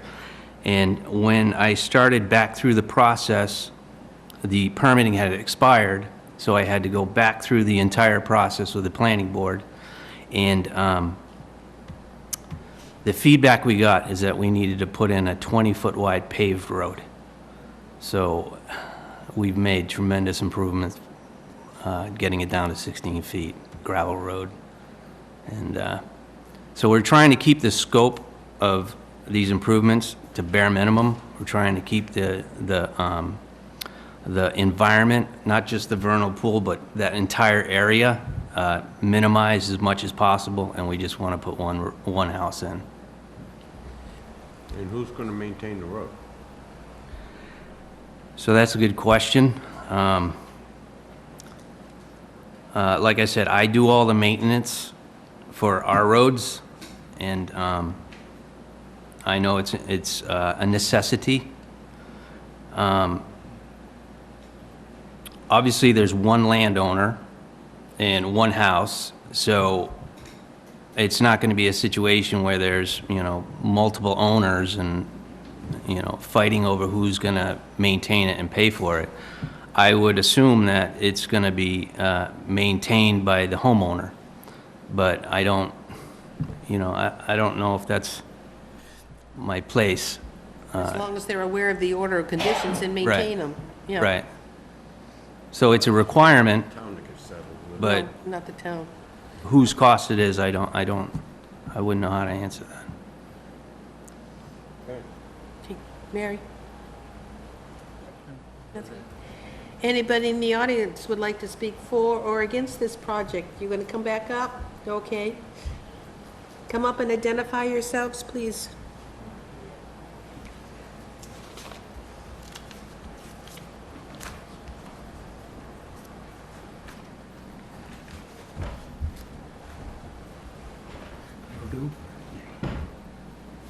John Browning, member of the Wareham Land Trust.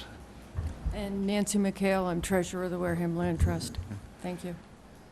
We are the owners of the property next door, as you know, and our main concern, you've just hashed over for the last 15 minutes, which is making sure that the drainage on the road is away from the vernal pool. And that's number one concern. The lot which we're talking about, the natural topography is such that it drains towards the vernal pool. And I'm not sure that this is the arena to resolve that, but it's imperative from our mind that the proper woodlands be preserved along what would be the north property line to prevent that drainage from going into the vernal pool for anything that's done there. And then lastly, there's the issue of the eastern box turtle, if that's still pertinent, but we think the Massachusetts National Heritage should be consulted on if anything should be done about that. Nancy, I think, has more to say.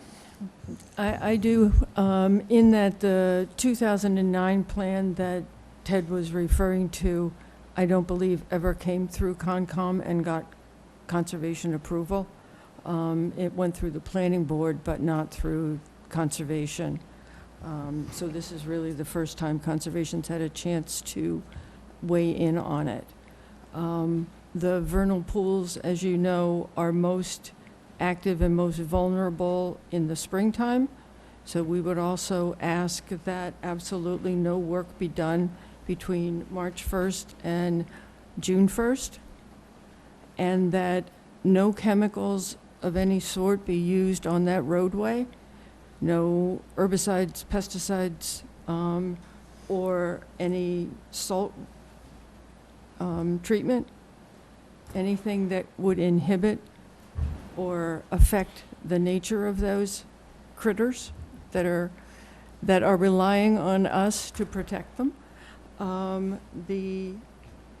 It was under our understanding from the planning board meetings that this was supposed to be, any work was supposed to be conditioned as it being one house in perpetuity, so that it would not have the possibility of being converted into multi-residence. Well, that's outside of our, Right, I'm just, yep, making the Yep. statement.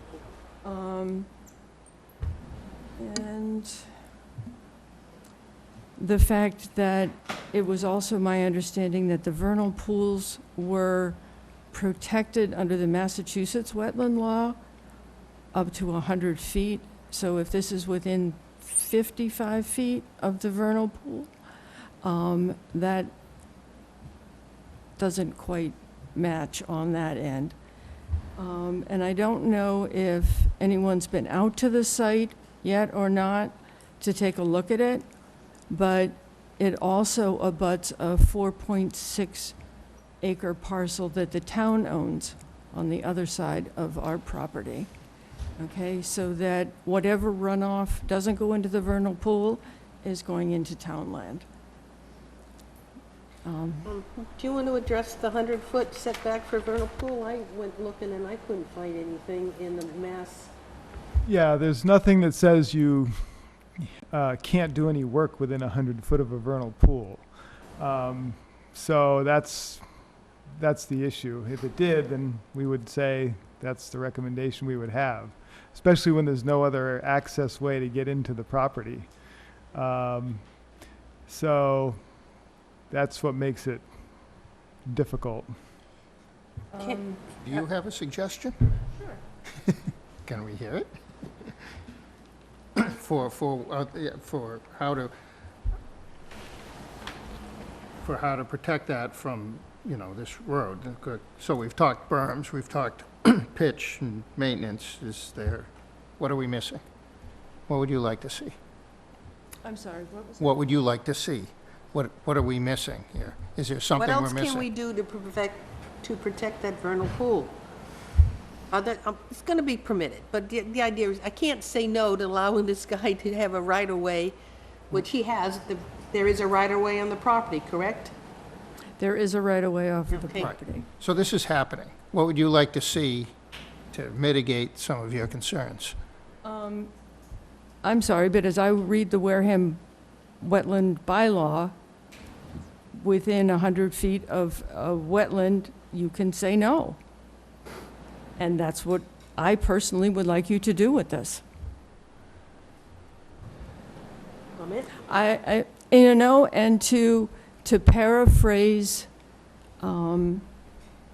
Seuss, and apologies to him, if we're not going to protect these valuable resource areas, this is the only certified vernal pool in Onset. It's only one of 3 in Wareham. If we're not going to protect it now, when are we going to start protecting wetlands, isolated or not? And if not you, who? Your request is that no work be done between March 1st and June 1st. No chemicals or salt be put on the roads or surrounding areas. Can we put that into our conditions? The commission could put whatever conditions you want. Doesn't mean it's going to necessarily hold up if it gets appealed, but Okay. you can put whatever conditions you feel like you want to put into it. Can I just say And one to get thing? back to the other issue, there is no 100-foot no-activity zone. No, I understand there's no 100-foot activity zone. It's a 100-foot zone in which you have jurisdiction. That's correct, right. So, so I get what you're saying, and we're doing our best to limit the work as far away from the resource area as we can and to take whatever measures to protect it, but we can't outright say that he can't have access to the lot because the wetlands regs don't support such a thing. So that's the dilemma we have, and so that's why I recommended approval with the conditions and whatever commission conditions they want to add. Would you like to add something? The history of all this property is that it was owned by my grandmother and her siblings. And when it was subdivided in 2003, a portion of it was donated to Wareham Land Trust, which is the property that they own now. And it was very clear, and to this day it's very clear in their deed, that we would have the right to access our property, which is the property in question. And so I just feel that asking us not to proceed with our project is not right. And I also want to say that I could have pursued to develop more on this property, but I don't want to do that. This is my grandparents' woods that I remember from when I was a kid, and I just want to keep it as one house so that I can sell the property. It was given to me in part of when they settled the estate, and they believed there was a value to it, and we poured tons of money into this property. We engineered it in 2009. It expired. When I looked at the scope, it was just unfeasible to build for one house. I've engineered it again. I'm just trying to keep this property scope as low impact as possible. Would you be willing to agree no road work between March 1st and June 1st? So the property is under agreement to be sold to a woman who's been waiting a long time through the approval process. And I feel like March to June, on a certain level, I have no problem with it. I'm concerned because I'm speaking, I don't know what her time frame would be. I'm hoping that if that becomes the case, we'd still be able to continue with the project because only a small portion of the road is actually in the 100-foot buffer. I feel that the time frame may be problematic. She had assumed that she would be under construction at this point, and it's looking like it may be next year before she actually gets underway. Do you think this owner might have an issue with no chemicals and no salt on the road? I don't think she'd have an issue with that. Well, is there anybody else who would like to add for? Okay, thank you very much. Thanks. Please come forward and you be just and identify yourself for the record, please. My name is Jackson Gilman. I live on Onset Avenue near this property, abutting the golf course and near this proposed development. And I'm very familiar with the property as my kids and I have been spending time out there. In addition to looking for golf balls, we clean up the litter there. And I have to say, a lot of people use that land, and they really take care of the land. It's not very abused. I think people really love that piece of land, the people that use it. And we know how much that little area supports wildlife because they come onto our land. And I think it's one of the few pieces left that is contiguous to these other parcels near the land trust and the golf course and our land. And I think putting even just one house in the middle of it. I'm going to stop you. We're only here to talk about the road that goes through the wetlands. We can't talk, we don't have any say on what is built on that particular property. We're only here to talk about the roadway. The roadway. The roadway is going to go in the middle of a wildlife area that is going to The right-of-way, destroy the right-of-way destroy that the already exists. integrity of that. Yeah. The right, we're here to Well, I condition don't- the right-of-way. I don't understand if the Conservation Commission's mission is to save valuable land. If this isn't an example of a piece of valuable land, I don't know what is. There's no other area in East Wareham or Point Independence that has any woodland left. We have beaches, we have golf courses, we have playgrounds, we do not have woods. And after there's a development in the middle of this, there's not going to be any place for any kid to go, any person to go in the woods. That's our last little refuge, and I think it should be protected. We're limited to our scope of work within 100 foot of a wetland. Beyond that, there is nothing this commission can do about it. I would like to be able to save every tree that's out there, but it's not Well, within our The on- scope. The only thing you can do is buy it. That's in consideration, and I know that Mr. Staples has really good intent, and we want to support that intent. And if there's a way that we can make him not lose any money on the project and still save the land, that's something that we very much seriously want to consider. Thank you. Thank you. Anybody else?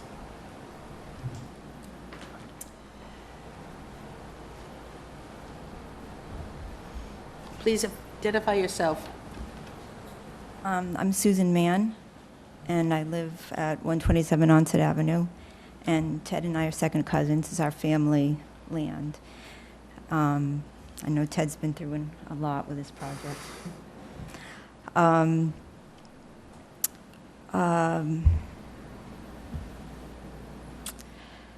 know where to begin. I also feel strongly that it would be nice not to have anything built on this piece of land. It's a beautiful parcel, and there just isn't much left in Onset. The development has been so intense. I have observed the eastern box turtles on our property. 2 of them we have specifically marked. I've seen a third that's a different one that didn't have markings. I've observed the turtles. Our property is right on borders this 8-acre parcel that Ted's land is in the middle of. I've also observed the box turtles laying eggs in what would be sort of these road areas. So, like,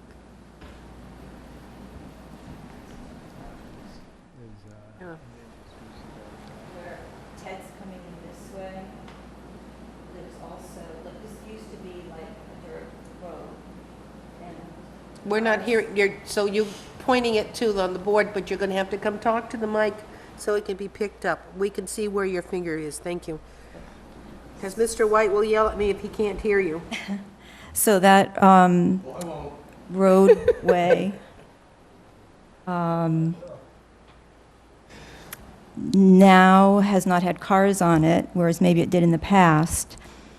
And it's more of a path now. And I've seen the turtles lay their eggs down in there. So I'm concerned about, these special habitats as along with the wetland. The eastern box turtle, at one point, this land was under protection. That was the past. What happens in the future? Where is it at now? These habitats, when they're gone, they're gone. Okay, I'm going to ask a question. Is it identified as an eastern box turtle habitat by the state? Yes. No, But- it's well, it not has listed been. anymore on the natural heritage map. They have taken that off of that area. It may have been mapped at one point in time, but it is not currently mapped as endangered species habitat. Why was it taken off? I have no idea. We don't have control over what the state does and how they designate these areas, but they have revised the map and they no longer have that area listed. Mhm. So I just find myself thinking, so the state may have rules and may have regulations. What can we do? Like, can't we say we are people who are looking to the future, and this habitat is something that would be valuable to wildlife, to people? Doctors are now prescribing, they're taking out their prescription pads and writing that people need to go out in the woods.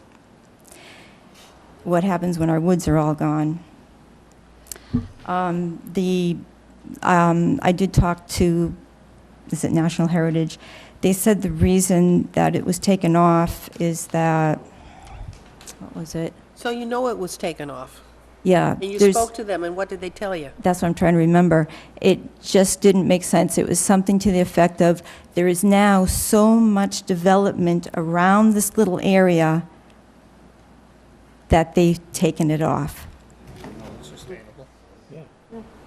Okay. And there are turtles there. I've seen them at the right-hand end of the property. The people that lived at the far left-hand end have seen them. We have the vernal pool. Yeah. There's a So- lot going on there. So, I'd like to see as much, I'd love to see no building, but if there is, Well, we what can't can do we anything do? about where the building's going to go. We're only here to talk about the road. Okay, so, could we have a biologist scout the area before the road is built and the house is constructed?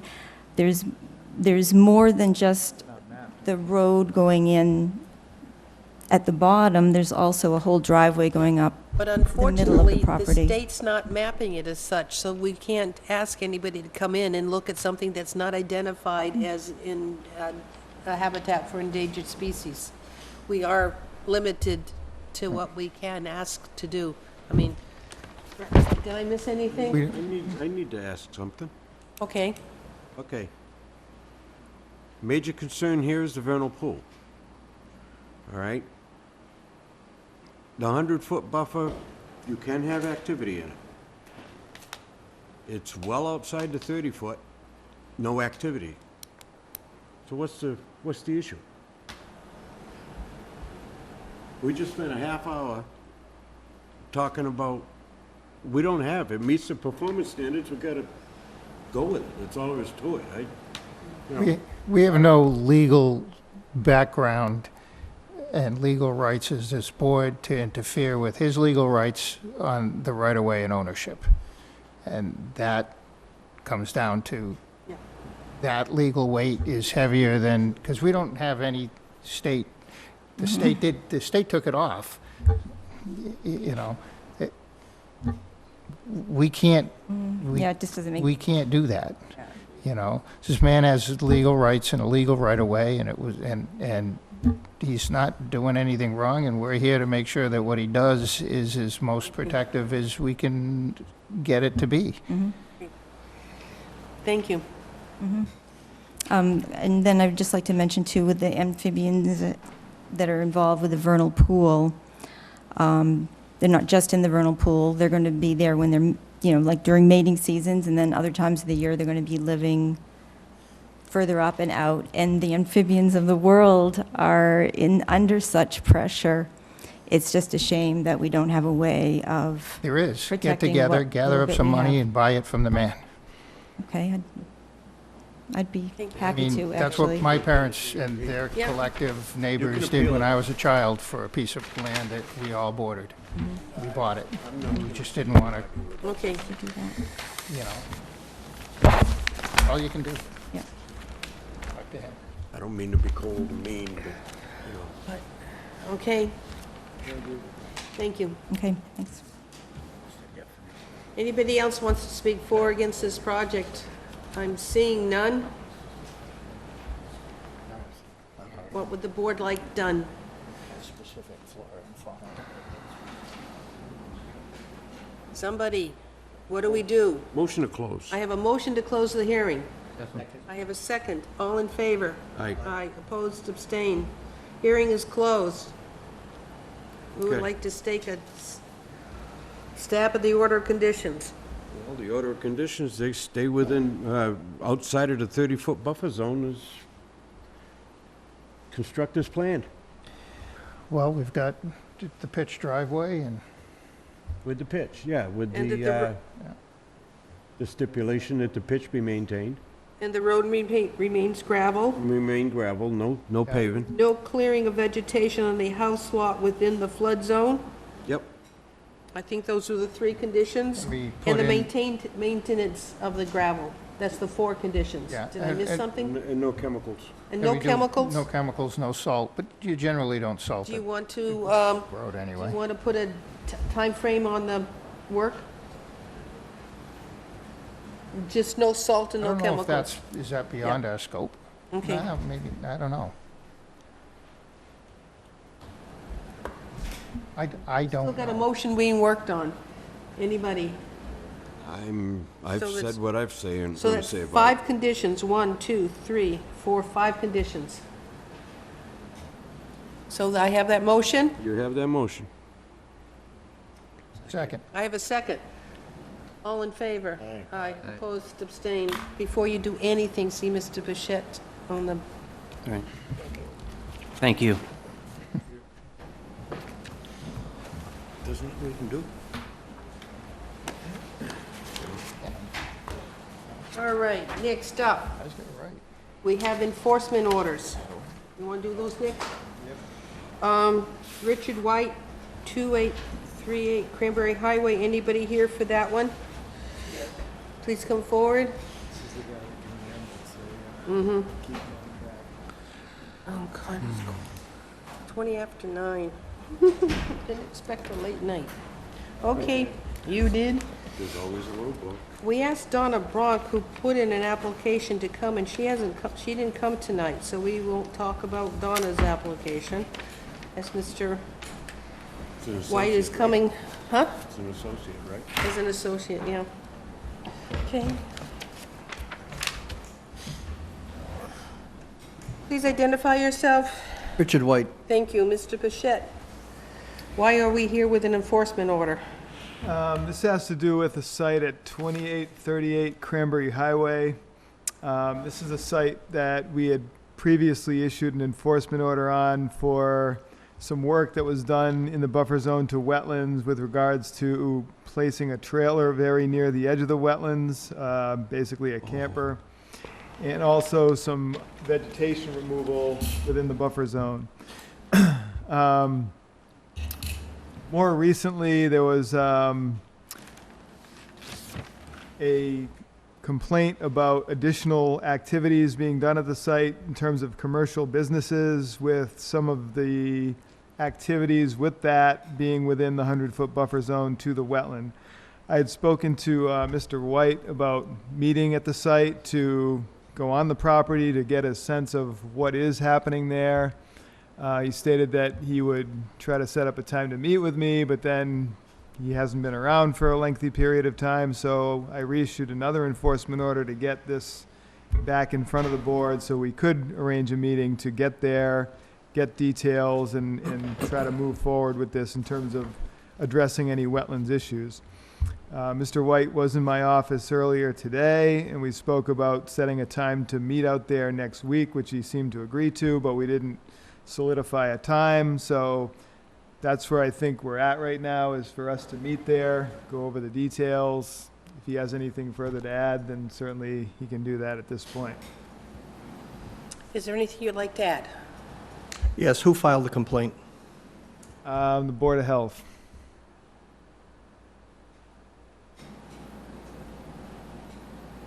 And I have a couple of questions before I go too far. When was the last time I was here? I just don't have the date. I couldn't find my file. Hold on. When, it would have been in that enforcement order or somewhere around that date, because I'm thinking it might have been 2 or 3 years ago. Yeah. That was, I'm thinking too, because I remember Somewhere in that. there. that was issued in August of 2016. Okay, so this is the only complaint, between then and now? That I'm aware of, yeah. And getting that initial issue alleviated, which we never really finalized. Well, that issue, and I couldn't find my file, I apologize. I work out of state. I'm rarely in the state. I never even opened my house up in Dennisport. Didn't get there all summer. Couldn't. I mean, So who uses your property now? it's rental property. Oh, you rent it? Yeah, I rent it to tenants. So your rental component has been working inside the wetlands? I don't believe so. Okay. I mean, that would have been me. I've been trying to get, pretty much continuing on getting garbage out of there. We had, as I discussed with the agent, we had a rodent problem, and basically I had a nest. I had two nests within some debris, which was mostly wood, almost 90% wood. It was a pile that was there when I got the property. Clearly, we added to it. It was a good place to just pile more wood on top of it, and it created a raccoon and a muskrat issue. But you and Mr. Bichette... Do you have a meeting time yet? Do you have a meeting time with Mr. Bichette to No, review the property? I have to check my own schedule. He suggested, I think, the 11th, and I think my wife has jury duty on the 11th. I think that's part of the reason I'm back. Yeah, the 10th could also work if that. Yeah, works. most likely. Is that a Wednesday? I have a new phone. I can't scan through it like my own phone, and I don't really know what my own schedule is because I don't make my whole schedule. Until we but- have Mr. Bichette's comments on it, should we just delay this until you have an on-site visit? Well, yes, because I can't really speak accurately to what's what. I've been asked by Mr. White not to go on the property unless he's present. Otherwise, he would file a trespass order. So that's why I haven't really gone on the site, because he requested that I not do that. So that's why we're trying to get a meeting so we can kind of address and see where things stand and, take care of any matters that. So that we can come back and address this when you have a report. Do a workaround on that one? Yeah, but I do have a couple of questions for the board because I'm trying to figure a couple of things out myself. And I offered today, because I knew I was here, if you can make it out today, come down to the site, but I'm sure you were preparing for the meeting. Yeah, you saw the Yeah. length of this meeting. There was no way I Yeah, was. no, I've made the attempt. I'm a service company. I never know when I'm going to be here. I fly out on the drop of a hat. I leave the state on the drop of a hat, and I've been dealing with New York, which has not been fun, so it's been a little bit difficult. I just haven't gotten back this way very often. So I will make that arrangement. But I have a couple of questions because my understanding, and I just want to be clear on a couple of things, because we were talking about the trailer. The trailer was moved.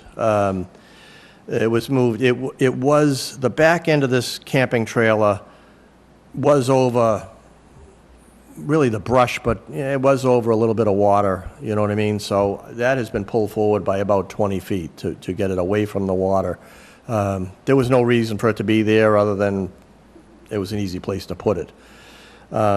The second trailer that was in there has been removed entirely, and I don't even know that the board was even aware of that. I mean, it was in there and it was to its left.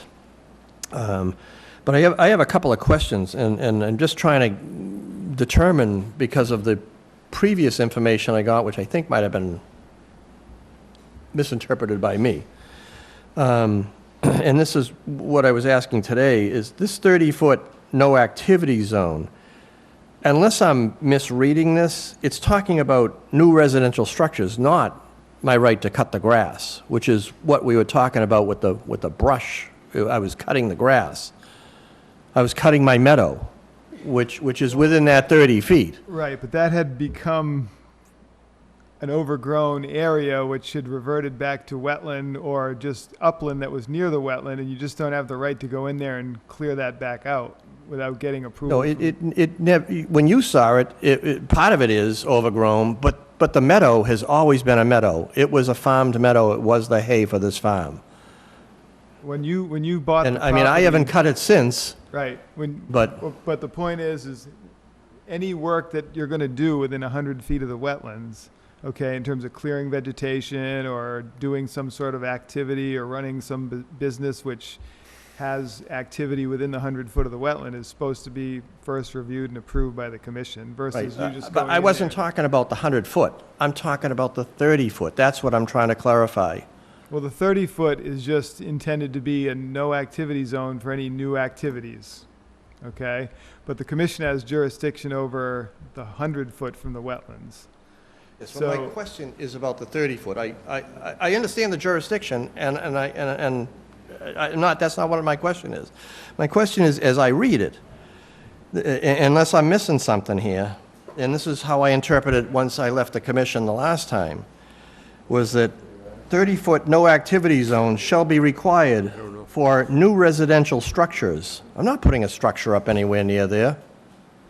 Right. And I just don't see anything else that's pertinent. And so that's where I'm trying to figure out, well, you know, there's nothing in here that's telling me that I can't cut the grass, which is what the issue was. Right, if you read on, it does talk about That's all what right. you can or can't do in there. A 30-foot no Can you point it out to me, please? 'Cause 30 I highlighted what I could. Right. Right, a 30-foot no activity zone means no activity. That's not what it says. I'm reading what it says. What does it That's say? what I'm trying to... It says 30 feet, no activity zone shall be required for all new residential structures. And develops them it just goes on to talk about the developments. But I'm not putting up a structure, I never intended to, nor am I going to. I want to cut the grass. That was what this was I don't started think with. that's all it says. I think there's more to it than that. Well, You're just- if you can point out what I'm doing wrong in the 30-foot buffer zone, that's what I'm trying to clarify. That- If you're doing any clearing of vegetation, then you're doing something wrong in there without the commission's approval.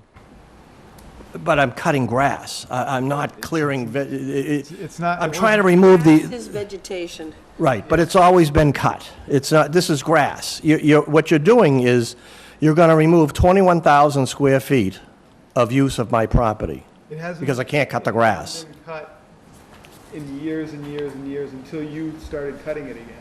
2009. Right, so, This went in 2016, didn't it? no, that's been in place long before that. So you're saying because the grass wasn't hayed for whatever period of time, I can't cut my grass? I mean, that's what I'm trying to figure out here. And I'm trying to figure out where it's in writing that I can't cut the grass, which I don't see. And if you can point out to me, believe me, Are we here to talk about the grass? Let us, why don't you go and have an on-site visit with because Mr. I'm trying to Bishop, make and any then we can- corrections then we that can have come- to be made. And we can come back and discuss what he finds. Because what I'm trying to figure out here is why can't my trailer be within that 30 feet? And why can't anything I park there on wheels be within 30 feet? And I'm just asking a question. I don't get it. I don't see anything anywhere that addresses Well, I parking certainly something would not- I there, would or certainly- walking there, or you know, having the use of and enjoyment of the nicest part of the property, not the dumpy part that's, you know. You could walk on your 30-foot, we just don't want the oil and the gasoline and the... Gasoline and oil from what? From a dropping trailer? Okay, I'm gonna Camping read, trailers? Wait read a from the second. bylaw so you understand Okay. what it says. Well, is that what you gave me, or no? Yes, that's what I gave you. So in the Page, in the please. paragraph, it says, "A 30-foot no activity zone shall be required for all new residential structures and developments of 3 units or less, additions, accessory structures, associated construction and site work, including but not limited to landscaping and grading within the buffer zone." Okay? In the event that there are multiple resources at a given site, and it talks about how you would measure that 30 foot. So landscaping work includes cutting the grass and so forth. So that's where that's listed, right? You're there. reading into this that landscaping work is cutting grass? Yeah. What most people would consider cutting grass as part of landscaping Well, activity. I'm just asking And it doesn't need to the be members of the something- board, is cutting grass and again, landscaping? this I'm is not plowing, I'm not, Let him finish. Right, and this is not cutting grass. You didn't have an existing lawn there. This was wild vegetation that took over this area that you went in and started clearing back out. Not in that There's area. no lawn there. It's all pine needles. It's Yeah, we can go around with this for years if we want to. The point is, we had an issue. We need to go to the site to see what issues still exist there so we could address those relative to the commission's requirements. Okay. So what we need to do is set a time to meet and go from there. Okay, well, once I get back, I'll give you a call Did you tomorrow. have another question? That was it? Did I have another question? You said you had Yes, several is there questions. any reason why I cannot park camping trailers in there or something on wheels in that 30-foot buffer zone? I'm not talking about vehicles. We did have a vehicle problem. That's and called a no activity zone.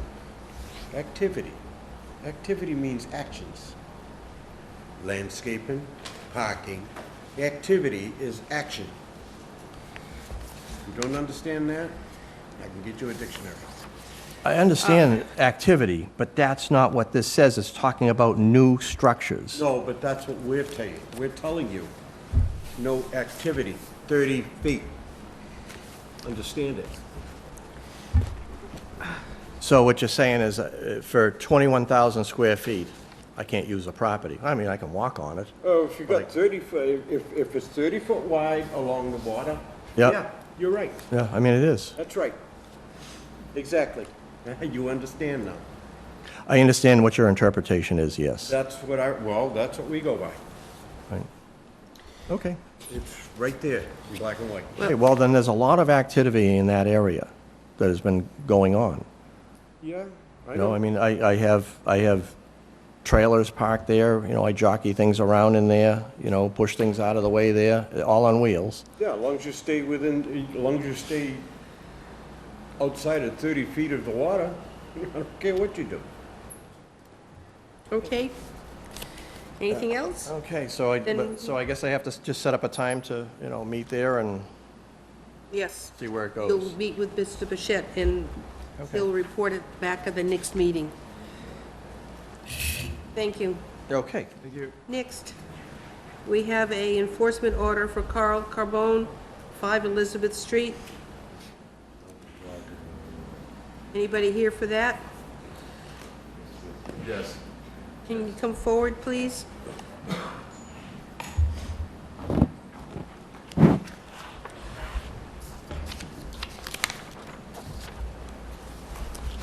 Carl Carbone, 5 Elizabeth Street.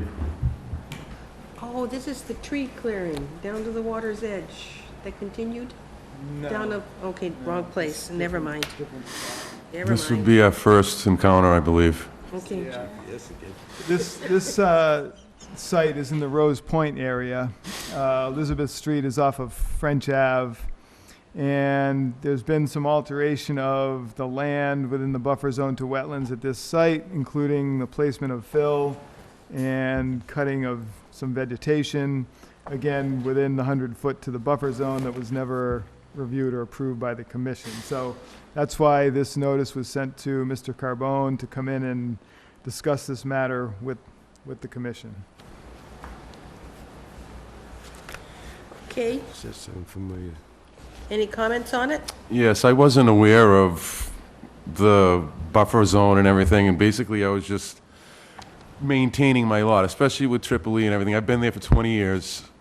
I'm not clear cutting my land. The couple trees that are down came down in that storm 4 or 5 years ago, and from what I understand, I should have come and addressed you about it before I finished cutting them down, because I had, I guess, what you call widow makers, and I have kids that are out there constantly.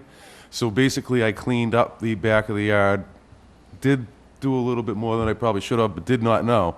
Right, yeah, it wasn't, Tripoli and everything, I'm trying to keep my yard yeah. clean. No, I hear you. And then also, my yard is surrounded by roads, Agnes, Dean, Donald, and Elizabeth.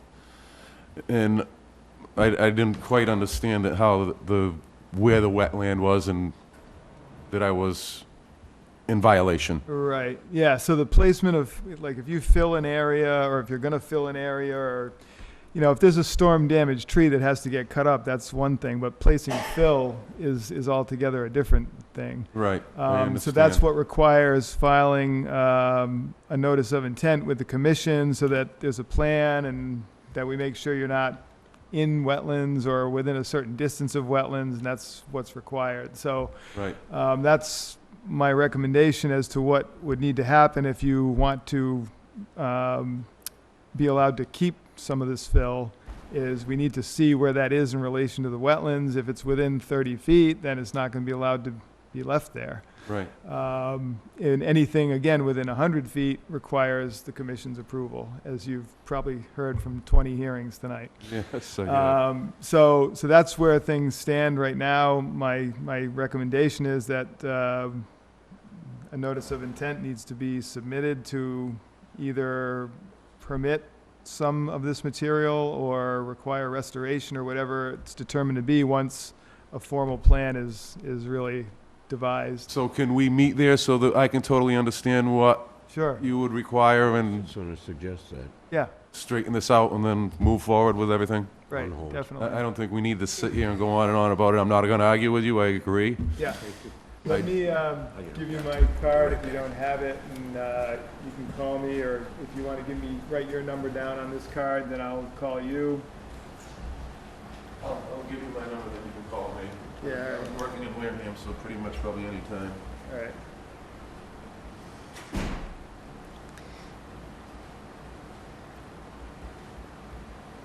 Nazi, what did you need? Oh. 9:30, that's a good friend. All right, thank you, and I'll give Carl, you a thank call next week. We'll meet over there. Watch the wire. Okay, thank you. We have certifications of compliance. It's good night. We're moving on. Thank you. Thank you, good night. Chloe, you still gonna be here? Aren't you falling asleep?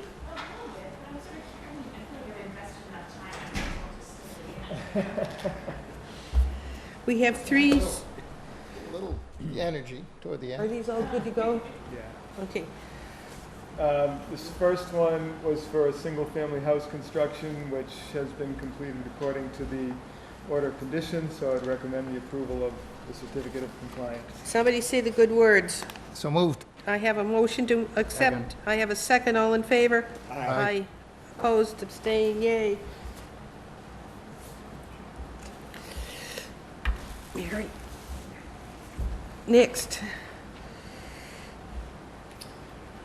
This next project was for a septic system upgrade on 12 Boynton Ave, which is off of Glen Charlie Road. Again, that has been completed according to the order, so I would recommend the issuance of the certificate of compliance.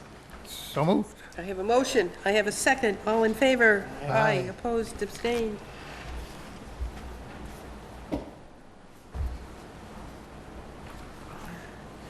Next. This last one was for a deck construction project in the Wee Wee Annex Shores area. Again, has been completed, so I would recommend the issuance of the certificate of compliance for this. I have a motion. I have a second. All in favor? Aye. Opposed, abstained. We're just waiting for signatures now. I think that does it. Anything else? Dave, anything you wanted to talk about? I don't know why Donna didn't show up. She was interested, but she didn't. Probably looked at the agenda. Smart girl. David, I asked that your name be included in all the emails and stuff like that, so it will happen. It will take a while to come up with. Thank you. And Dave, before we close, this is a form that we got several years ago about all the names and addresses for people in the commission. I think it needs to be updated. What's the other one? You can keep You it. want to take it with you, or do you know what I'm talking about? So I will bring it to your next meeting and then get everybody's new information. Well, we only have just new information as David Hall. Everybody else is on here. Yeah, that's huge. That's what they're saying. Yeah. Did you get that one? All right. You got this one. Are we done? Did we vote? Can I go? Did you ask for an, did you make a motion? I did. I I didn't- said so moved. I said, let's get out of here. Okay, I need a motion to close. Wait a minute. No, a What, motion to close? Adjourn. No, wait a minute. What? What's going on with the appointment thing? Donna didn't show. Okay. I want her to be interviewed by this commission before we... There's a motion on the floor. That's fine. Motion to adjourn, seconded. All in favor? Aye. Opposed? Good night, 9:40.